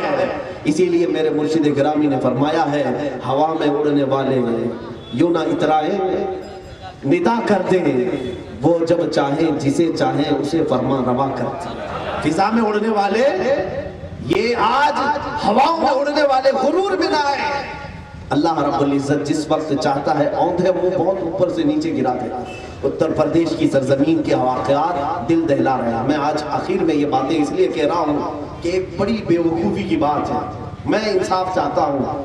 ملک کی سمپتی کو نقصان پہنچا رہے ہیں اتر پردیش کے پروٹیسٹرز، یہی کہا جا رہا ہے، میڈیا یہی بتا رہی ہے، وہ ظالم میڈیا۔ سنو، تمہیں یہ تو پتا ہے کہ کہاں بس جلائی گئی، تمہیں یہ تو پتا ہے کہاں جیپ جلائی گئی، کہاں دیوار توڑے گئے، کہاں گھر توڑے گئے، اور تم جو ہے یہ کہہ رہے ہو کہ یہ ہنسا میں بدل گیا اور پراپرٹی کو نقصان پہنچایا۔ تمہیں یہ نہیں معلوم ملک کی سب سے بڑی پراپرٹی یہ عوام ہوتی ہے، ہم نہیں پراپرٹی ہے، وہ انسان نہیں ہے پراپرٹی۔ ملک کی سب سے بڑی پراپرٹی تو عوام ہے، پیپل ہے، انہی سے تو پورا ملک چلتا ہے۔ تو اس عوام پر گولی چلی، اس کو نہیں بتاتے یہ سب سے بڑا نقصان ہے۔ تمہیں جیپ جلنے کا تو نظر آ گیا، لیکن کتنے جوان جل گئے اس کا نہیں نظر آتا۔ آج ہم یہ مطالبہ کرتے ہیں کہ تقریباً وہاں شہیدوں کی قطار بڑھتی جا رہی ہے، مرنے والوں کی تعداد بڑھتی جا رہی ہے۔ ہندوستان جمہوری ملک ہے، ہمیں جمہوریت کے ساتھ جینے کا حق دیا جا رہا ہے۔ ہاں پہچانو، میں یہ نہیں کہتا کہ جو گنڈا گردی کر رہے ہیں پروٹیسٹ میں یا احتجاجات میں پکڑو، لیکن تم پکڑ نہیں سکتے، اس لیے کہ جس کو بھی پکڑو گے جب تلاش لو گے تو پھر وہ خاکی چڈی والا ہی نکلے گا، وہی نکلے گا، تم نہیں پکڑ سکتے۔ تمہیں معلوم ہے کہ بلوائی اور دنگائی کون ہوتا ہے، اور یہ بغیر تحقیق کے انجان لوگوں کو، ایسے لوگوں کو پکڑ رہے ہو جن کی 1 مہینے کی 1 سال کی دودھ پیتی بچی ہے، ماں اور باپ کو جیلوں میں اندر ڈال کر کے رکھے ہو، بچی دودھ کے لیے تڑپ رہی ہے، تم کہتے ہو یہ دنگائی ہے۔ میرے عزیزوں، میں پرزور مذمت کرتا ہوں، لیکن ساتھ ہی میں آج یہ مذمت صرف میں نے اس لیے کیا ہے کہ اس بھرے ممبر سے یہ سال ختم ہونے والا ہے، میں ان شہیدوں کے لیے بھی دعا گو ہوں، اللہ تعالیٰ ان کو اپنے جوار رحمت میں جگاتا ہے، اس لیے کہ وہ ملک کی قوانین کی حفاظت کے لیے نکلے تھے، جن کا ایمان تھا اللہ تعالیٰ ان کی مغفرت ضرور فرمائے۔ میرے عزیزوں، آخری باتیں یہ ہیں کہ میں نوجوانوں کی ذمہ داریاں بتا رہا تھا، یہ آخری میری باتیں، میرا میسج ہے، سن لیں۔ بہت دیر ہو چکی ہے، بہت وقت ہو چکا ہے، ہماری زندگیوں کے دن و رات بیتتے ہوئے اب کسی کے چہرے کے بال سفید ہونے لگ گئے، کسی کی کمر جھکنے لگ گئی ہے، کسی کے دانت ہلنے لگ چکے ہیں، وہ تو اب اللہ کے حضور جانے کی تیاریوں میں ہیں، لیکن جو نوجوان یہ سوچتا ہے میرے ہاتھ پیر ابھی چل رہے ہیں، میرے اندر ابھی قوت ہے، میرے اندر طاقت ہے، میں اپنی نظروں سے جس چاہے عورت کو دیکھ سکتا ہوں، میں جس کو چاہے اپنے جال میں، اپنی محبت میں پھنسا کر اپنی عیش کی زندگی گزار سکتا ہوں، یہ تمہاری خام خیالی ہے۔ ان لذتوں میں اگر تم نے اپنا وقت برباد کیا، اللہ کی ناراضگی ہمیشہ کے لیے مول لیا، اور قبر کی یہ زمین، یہ جس زمین پر تم چلتے ہو، تمہیں معلوم نہیں روزانہ یہ زمین اللہ سے یہ کہتی ہے، اے مولا اس ظالم کو جلدی تو موت دے تاکہ یہ میرے اندر آئے تو میں اسے دکھا دوں کہ اللہ کی زمین پر تو نے کیا کیا کیا تھا۔ یہ زمین روز کہتی ہے، روز کہتی ہے۔ تو جن لوگوں نے اپنی زندگی کو اور اس زمین کو اپنے گناہوں سے لال کیا، وہ توبہ کر لے۔ دنیا میں کئی ایسی چیزیں ہیں آپ کو معلوم نہیں، حدیث میں موجود ہے، ہوائیں اللہ سے عرض کرتی ہے، اے اللہ تو اجازت دے دے ابھی ہم ان کو اڑا دیں، ان کے بھیجے اڑ جائیں۔ سمندر دعا کرتا ہے، اے کریم، اے اللہ تو مجھے اجازت دے دے، میں باہر نکل کر کے آؤں، ان کو تباہ کر دوں گا جو شہر کو رنگ رلیوں میں لال کیے ہوئے ہیں، لیکن وہ قادر مطلق ہے، وہ میرا مہربان مولا ہے۔ ان پوری طاقتوں سے کہتا ہے، فرماتا ہے، اے سمندر واپس پلٹ جا، خاموش ہو جاؤ، اے ہواؤ نرم ہو جاؤ، مت میرے بندوں کو ہلاک کرو، اس لیے کہ میں ان کے توبہ کا انتظار کر رہا ہوں، میں ان کے پلٹ آنے کا انتظار کر رہا ہوں۔ وہ رب کائنات تمہارے انتظار میں ہے، تم کب پلٹو گے، تم کس وقت پلٹو گے؟ آج پوری دنیا، پوری کائنات تمہارے اخلاق کے گن گاتی تھی، آج بھی گائے گی، یہ 1000 پروپیگنڈا کرے، لیکن تم اپنے اخلاق سے پوری دنیا کو آج بھی جیت سکتے ہو، میرے سے آج بھی جیت سکتے ہو۔ ایک نوجوان کو انقلاب پیدا کرے۔ مجھے وہ افغانستان کے اس عظیم نوجوان کی بات یاد آتی ہے، ایک امریکن رپورٹر جو صحافی تھی اخبار کی، وہ میڈیا رپورٹر ہے، افغانستان میں وہ رپورٹنگ کے لیے گئی ہوئی تھی، اس نے آرٹیکل لکھا ہے، امریکن لیڈی ہے، جب طالبان کے ساتھ جنگ چل رہی تھی نیٹو افواج کی، وہ کہتی ہے کہ میں جب افغان میں تھی ایک وقت ایسا آیا، جنگ کے حالات کی میں رپورٹنگ کرتی تھی، جوان عورت ہے، ایک علاقے میں گئی تو میں نے دیکھا کہ یہاں پر ہمارے ہی ملک کے فوجی، ہو سکتا ہے نیٹو افواج میں یورپین فوجی بھی تھے، انگلینڈ کے بھی تھے، برٹش تھے، تو کچھ فوجی اس کو گرفتار کر لی، اس عورت، اندھیرا تھا راستے میں، اور فوجیوں کو مہینوں جو باہر رکھا جاتا ہے ان کی شہوانی خواہشیں بڑھ جاتی ہیں، تو انہوں نے میرے ساتھ دست درازی کی، میرے کپڑے اتارنا شروع کیا ایک تاریک جھاڑیوں میں۔ تو اسی وقت اچانک ایک نوجوان آیا، یا ایک یا دو نوجوان ادھر سے گزر رہے تھے، مسجد میں اذان ہو رہی تھی، اور یہ کوئی مسلم نوجوان تھا، انہوں نے جھاڑیوں میں میری شور سنی تو وہ دوڑ کر کے آئے، اور جیسے ہی وہ آئے ایسا تیز حملہ کیا کہ یہ فوجی ادھر سے بھاگ گئے، کیونکہ وہ غلط کام کر رہے تھے اس لیے منہ چھپا کر بھاگ گئے۔ یہ عورت کہتی ہے کہ یہ دو نوجوان مجھے اٹھا کر کے لائے اور لے کر کے گئے، ایک کمرے میں بند کر دیا. مجھ سے پوچھا کہاں کی ہو، کیا ہے؟ میں نے بتایا میں امریکہ کی ہوں، رپورٹر ہوں، میڈیا کی ایک صحافی. تو اس کو بند کر دیا. اب یہ خاتون کہتی ہے وہ فوجی تو ٹھیک تھے لیکن یہ مسلمان تو اور بھی خطرناک ہوتے ہیں، ان کے ہاتھوں میں پھنس گئی. کیونکہ ہر ایک کے دماغ میں یہی پھنسا ہوا ہے. دنیا نے پورا ایک پروپیگنڈا پھیلا ہوا ہے کہ مسلمان قاتل ہوتے ہیں، یہ عزتوں کو لوٹ لیتے ہیں، یہ بدنگاہی کرتے ہیں. معاذ اللہ، دنیا نے جن لوگوں کا چہرہ پیش کیا ہے وہ کوئی اور ہوں گے. اسلام میں پلنے والا ایک جوان بچہ بھی آتنکواد ہوتا ہی نہیں، دہشت گرد ہوتا ہی نہیں. اس لیے کہ جو دہشت گرد ہو اس کا اسلام سے کوئی تعلق ہی نہیں. اسلامی تعلیمات پڑھنے والا کبھی دہشت گردی کیوں کرے گا؟ میرے عزیزوں، وہ خاتون یہ سوچتی ہے کہاں میں یہ جوانوں کے اندر پھنس گئی، اب شاید یہ میری عزت کے ساتھ کھلواڑ کریں گے، پوری رات میرے ساتھ پتہ نہیں کیا ہوگا. وہ کہتی ہے میں اسی ڈر کے مارے سہم کر کے اپنے کمرے میں رات بتا رہی تھی. اچانک دروازہ کھلا، تھوڑا سا دروازہ کھلا، ایک جوان نے مجھے کپڑے اندر دیے. نئے کپڑے تھے، کپڑے آ گئے. میرے کپڑے سب جگہ جگہ سے پھٹے ہوئے تھے، میرا جسم دکھ رہا تھا. میں نے کپڑے تبدیل کر لیے. پھر تھوڑی دیر کے بعد دروازہ کھلا، کھانے کا برتن آیا، کھانا پیش کیا. میں بھوکی تھی، کھانا کھا لیا. میں نے سوچا پتہ نہیں یہ کیا میرے ساتھ کرنے جا رہے ہیں. اچھے کپڑے بھی دے دیا، کھانا بھی کھلایا. رات پوری گزر گئی، کوئی نہیں آیا. باہر سے دروازہ بند تھا. صبح ہوئی، دوسرا دن آیا، برابر وقت پہ کھانا آ رہا ہے لیکن ایک جوان بھی اندر نہیں آ رہا. کوئی اس میں سے دو نوجوانوں میں سے ایک بھی کمرے کے اندر نہیں آیا. اور انہوں نے کھانا بھی دیا، کپڑے بھی دیے. دوپہر کے وقت جو ہے دروازہ کھٹکھٹانے کی آواز آئی. میں نے دروازہ کھولا تو دیکھا کہ ہمارے ایمبیسی کے کچھ لوگ تھے اور یہ دو نوجوان بھی ساتھ میں تھے. تو دو نوجوان ایمبیسی سفارت خانے سے کچھ ذمہ دار لوگوں کو لے کر کے آئے تھے. وہ آئے اور انہوں نے کہا چلیے محترمہ ہمارے ساتھ چلیے، آپ کے ساتھ کیا ہوا، ہمیں رپورٹ کر دیجیے. یہ خاتون کہتی ہے میں گئی ایمبیسی میں، ساری رپورٹنگ کی. میرے ساتھ بلااتکار کی کوشش کی دو نوجوان فوجیوں نے. اب وہ کون سے ملک کے فوجی ہیں مجھے معلوم نہیں، اندھیرا تھا، لیکن ان دو جوانوں نے میری عزت کی حفاظت کی، انہوں نے مجھے بچایا. اور اس ایمبیسی والے نے یہ کہا کہ آپ کو معلوم نہیں یہ کل رات سے ہی ہماری ایمبیسی میں تعلق قائم کیے ہوئے ہیں اور آج آ کر کے ہم سے یہ ریکویسٹ کر رہے ہیں کہ جب تک تو اپنے وطن نہیں پہنچ جاتی اس وقت تک یہ یہیں کھڑے رہے. انہوں نے یہاں تک کہا. وہ خاتون کہتی ہے میری آنکھوں میں آنسو آتے ہیں. کوئی ایسا بھی ہوتا ہے جو کسی عورت کی عزت کی حفاظت کے لیے اس قدر متاثر ہو کر کے کھڑا، اتنا حساس ہو. وہ خاتون کہتی ہے میں نے تھینکس کیا، شکریہ ادا کیا. وہ چلے گئے نوجوان باہر. اس کے بعد اس سفارت خانے والوں نے اس خاتون کو اپنے ملک بھیج دیا، امریکہ. وہ پہنچنے کے بعد رپورٹ کرتی ہے ان نوجوانوں کے متعلق. اس نے اپنا سلام بھیجا، بڑی خوشیاں، کچھ تحفے دینے کی بات کی. ان نوجوانوں نے ایک پیسہ بھی اس سے ایکسپٹ نہیں کیا، لیا نہیں.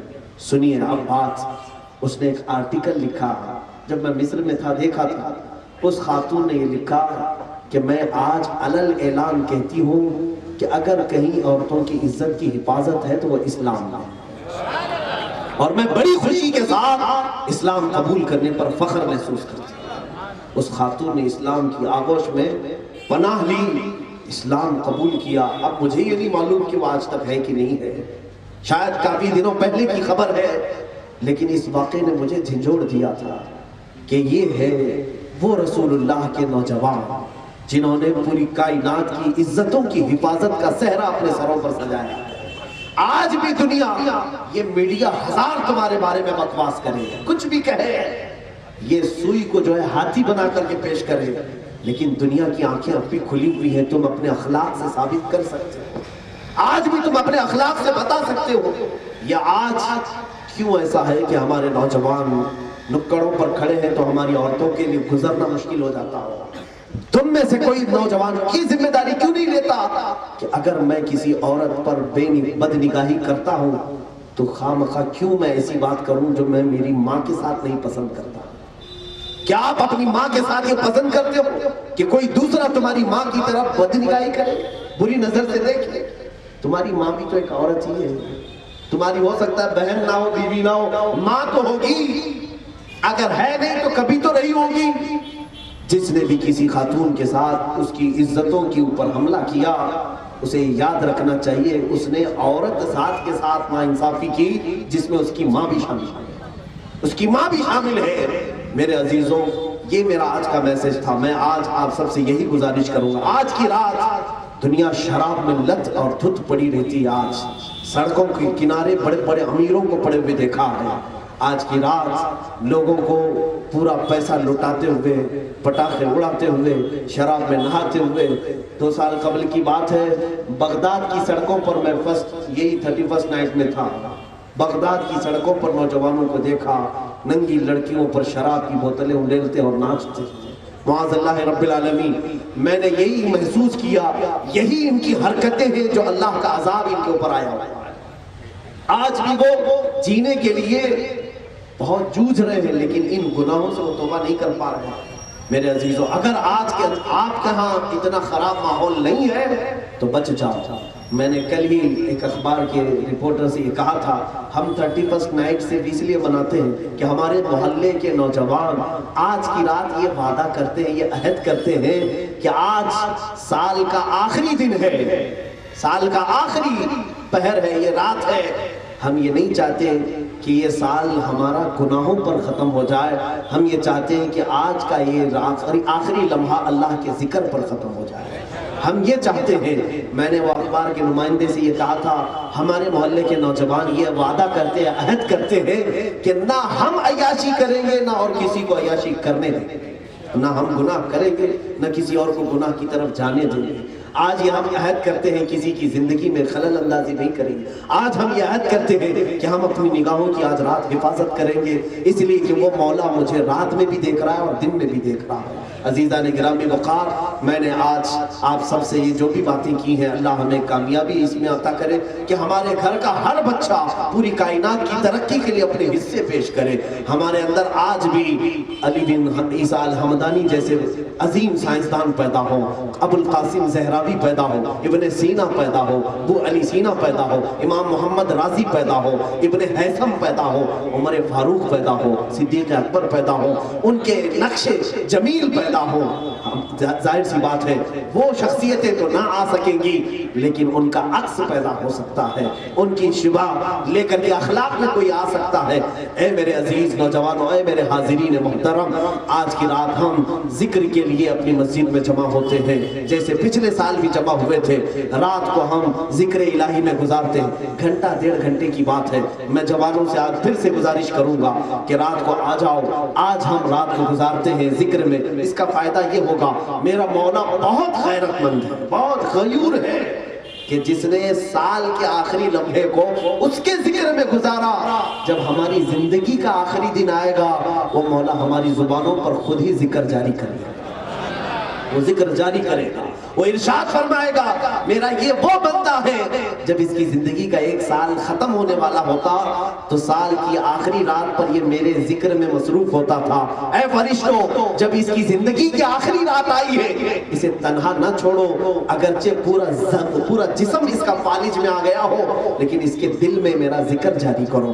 یقین جانو، جنہوں نے اس سال کی آخری لمحات کو اللہ کے ذکر میں گزارا، میرا یہ یقین کہتا ہے جب دنیا کی تمہاری آخری رات آئے گی، جب زندگی کی آخری رات آئے گی، مولا تمہیں شراب کی حالت میں نہیں اٹھائے گا، مولا تمہیں نشے کی حالت میں نہیں اٹھائے گا، تمہیں ننگا نہیں اٹھائے گا۔ رب ذوالجلال غیور ہے، وہ تمہاری زندگی کی آخری رات کو اپنے ذکر جمیل میں اٹھائے گا، اور اللہ تمہیں پاک و صاف کر کے اٹھائے گا۔ اور دوسرا ہمارا پلان یہ بھی ہے، میں نے ذکر کے لیے آج کی رات مخصوص کیا ہے، پچھلے سال بھی ذکر کیا تھا، آج بھی کریں گے انشاءاللہ مدینہ جامع مسجد میں، لیکن ایک اور آپ کے لیے آپشن میں پیش کرتا ہوں، زبردستی نہیں، فورس نہیں، لیکن میری طرف سے سجھاؤ مشورہ ہے کہ کل کا جو دن آئے گا، آج رات ہم سحری کریں گے، اور کل سال کا پہلا دن ہے اور ہم روزے سے افتتاح، روزے سے اس کی شروعات کریں گے۔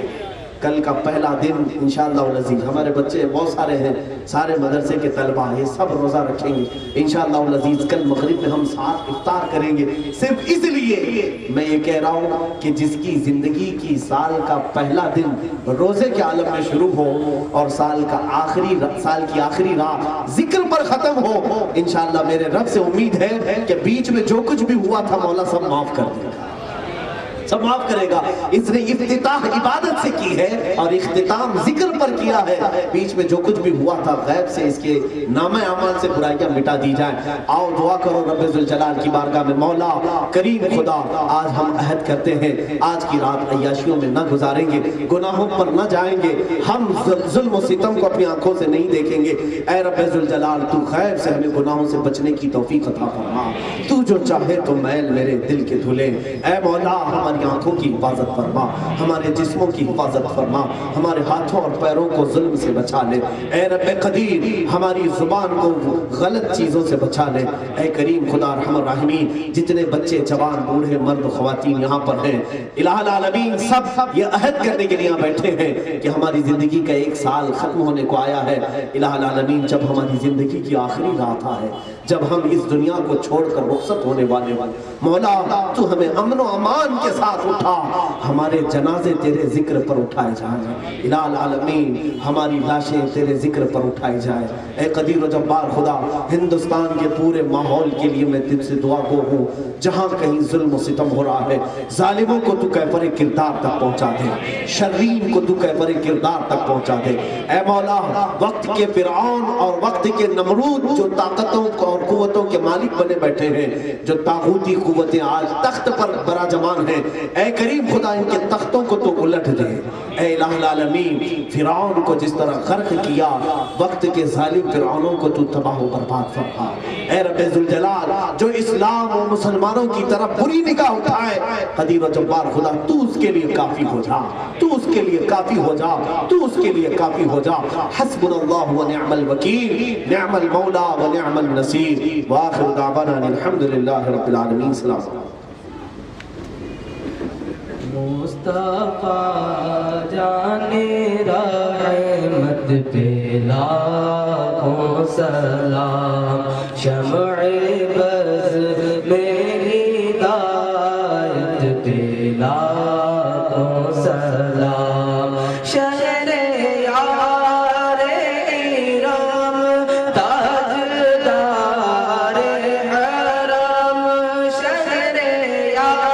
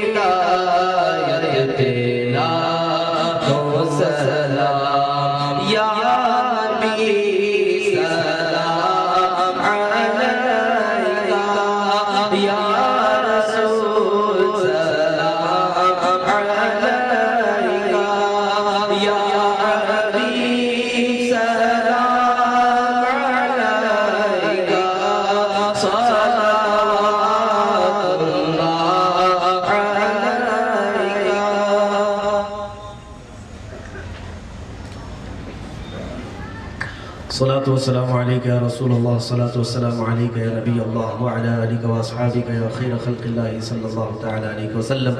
يا رسول الله انظر حالنا، يا حبيب الله اسمع قالنا، إننا في بحر غم مغرقون، خذ أيدينا سهل لنا إشكالنا. يا رب بالمصطفى بلغ مقاصدنا واغفر لنا ما مضى يا واسع الكرم.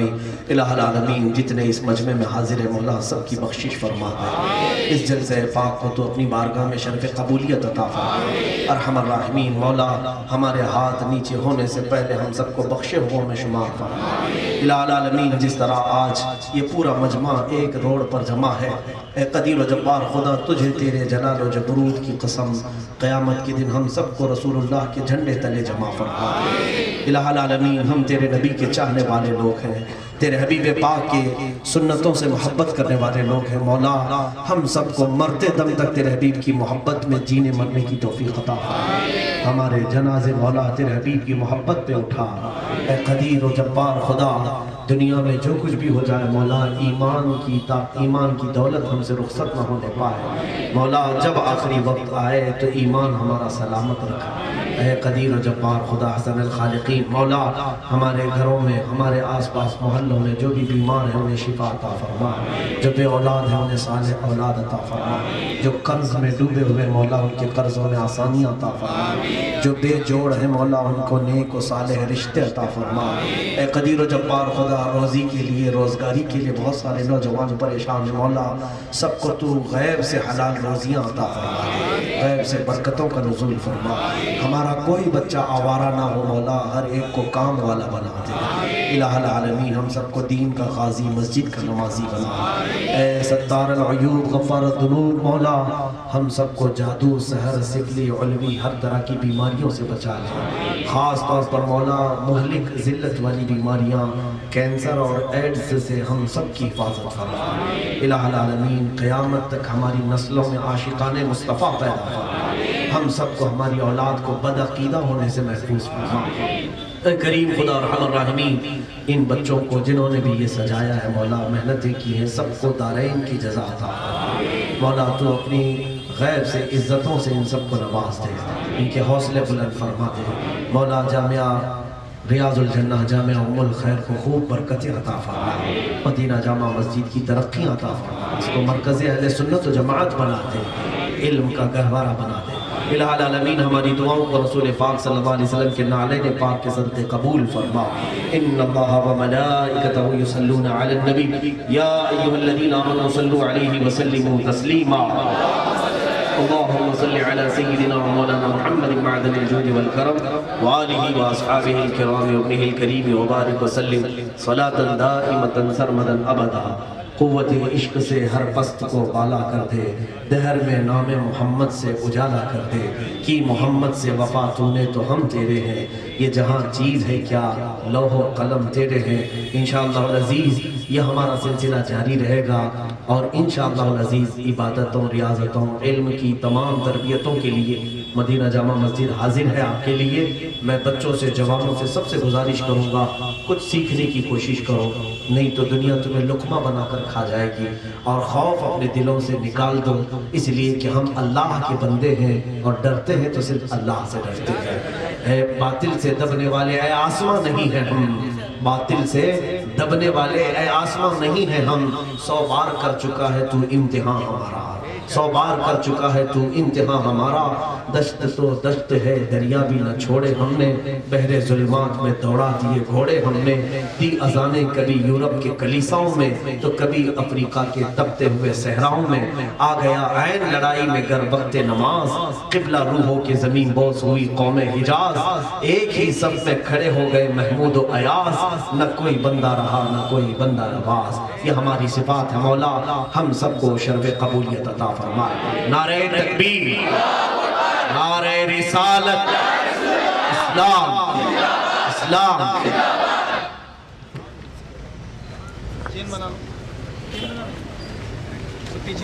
آپ لوگ انشاءاللہ مدینہ جامع مسجد میں جو ذکر کے بارے میں کہا گیا 11:30 بجے اس کی محفل کا انعقاد ہوگا، اب تمامی حضرات شرکت فرمائیں۔ 11:30 بجے انشاءاللہ ذکر کا انعقاد ہوگا. ذکر کی محفل شروع ہوگی. آپ تمامی حضرات اپنے کاموں سے فارغ ہو کر وہاں تشریف لائیں. السلام علیکم.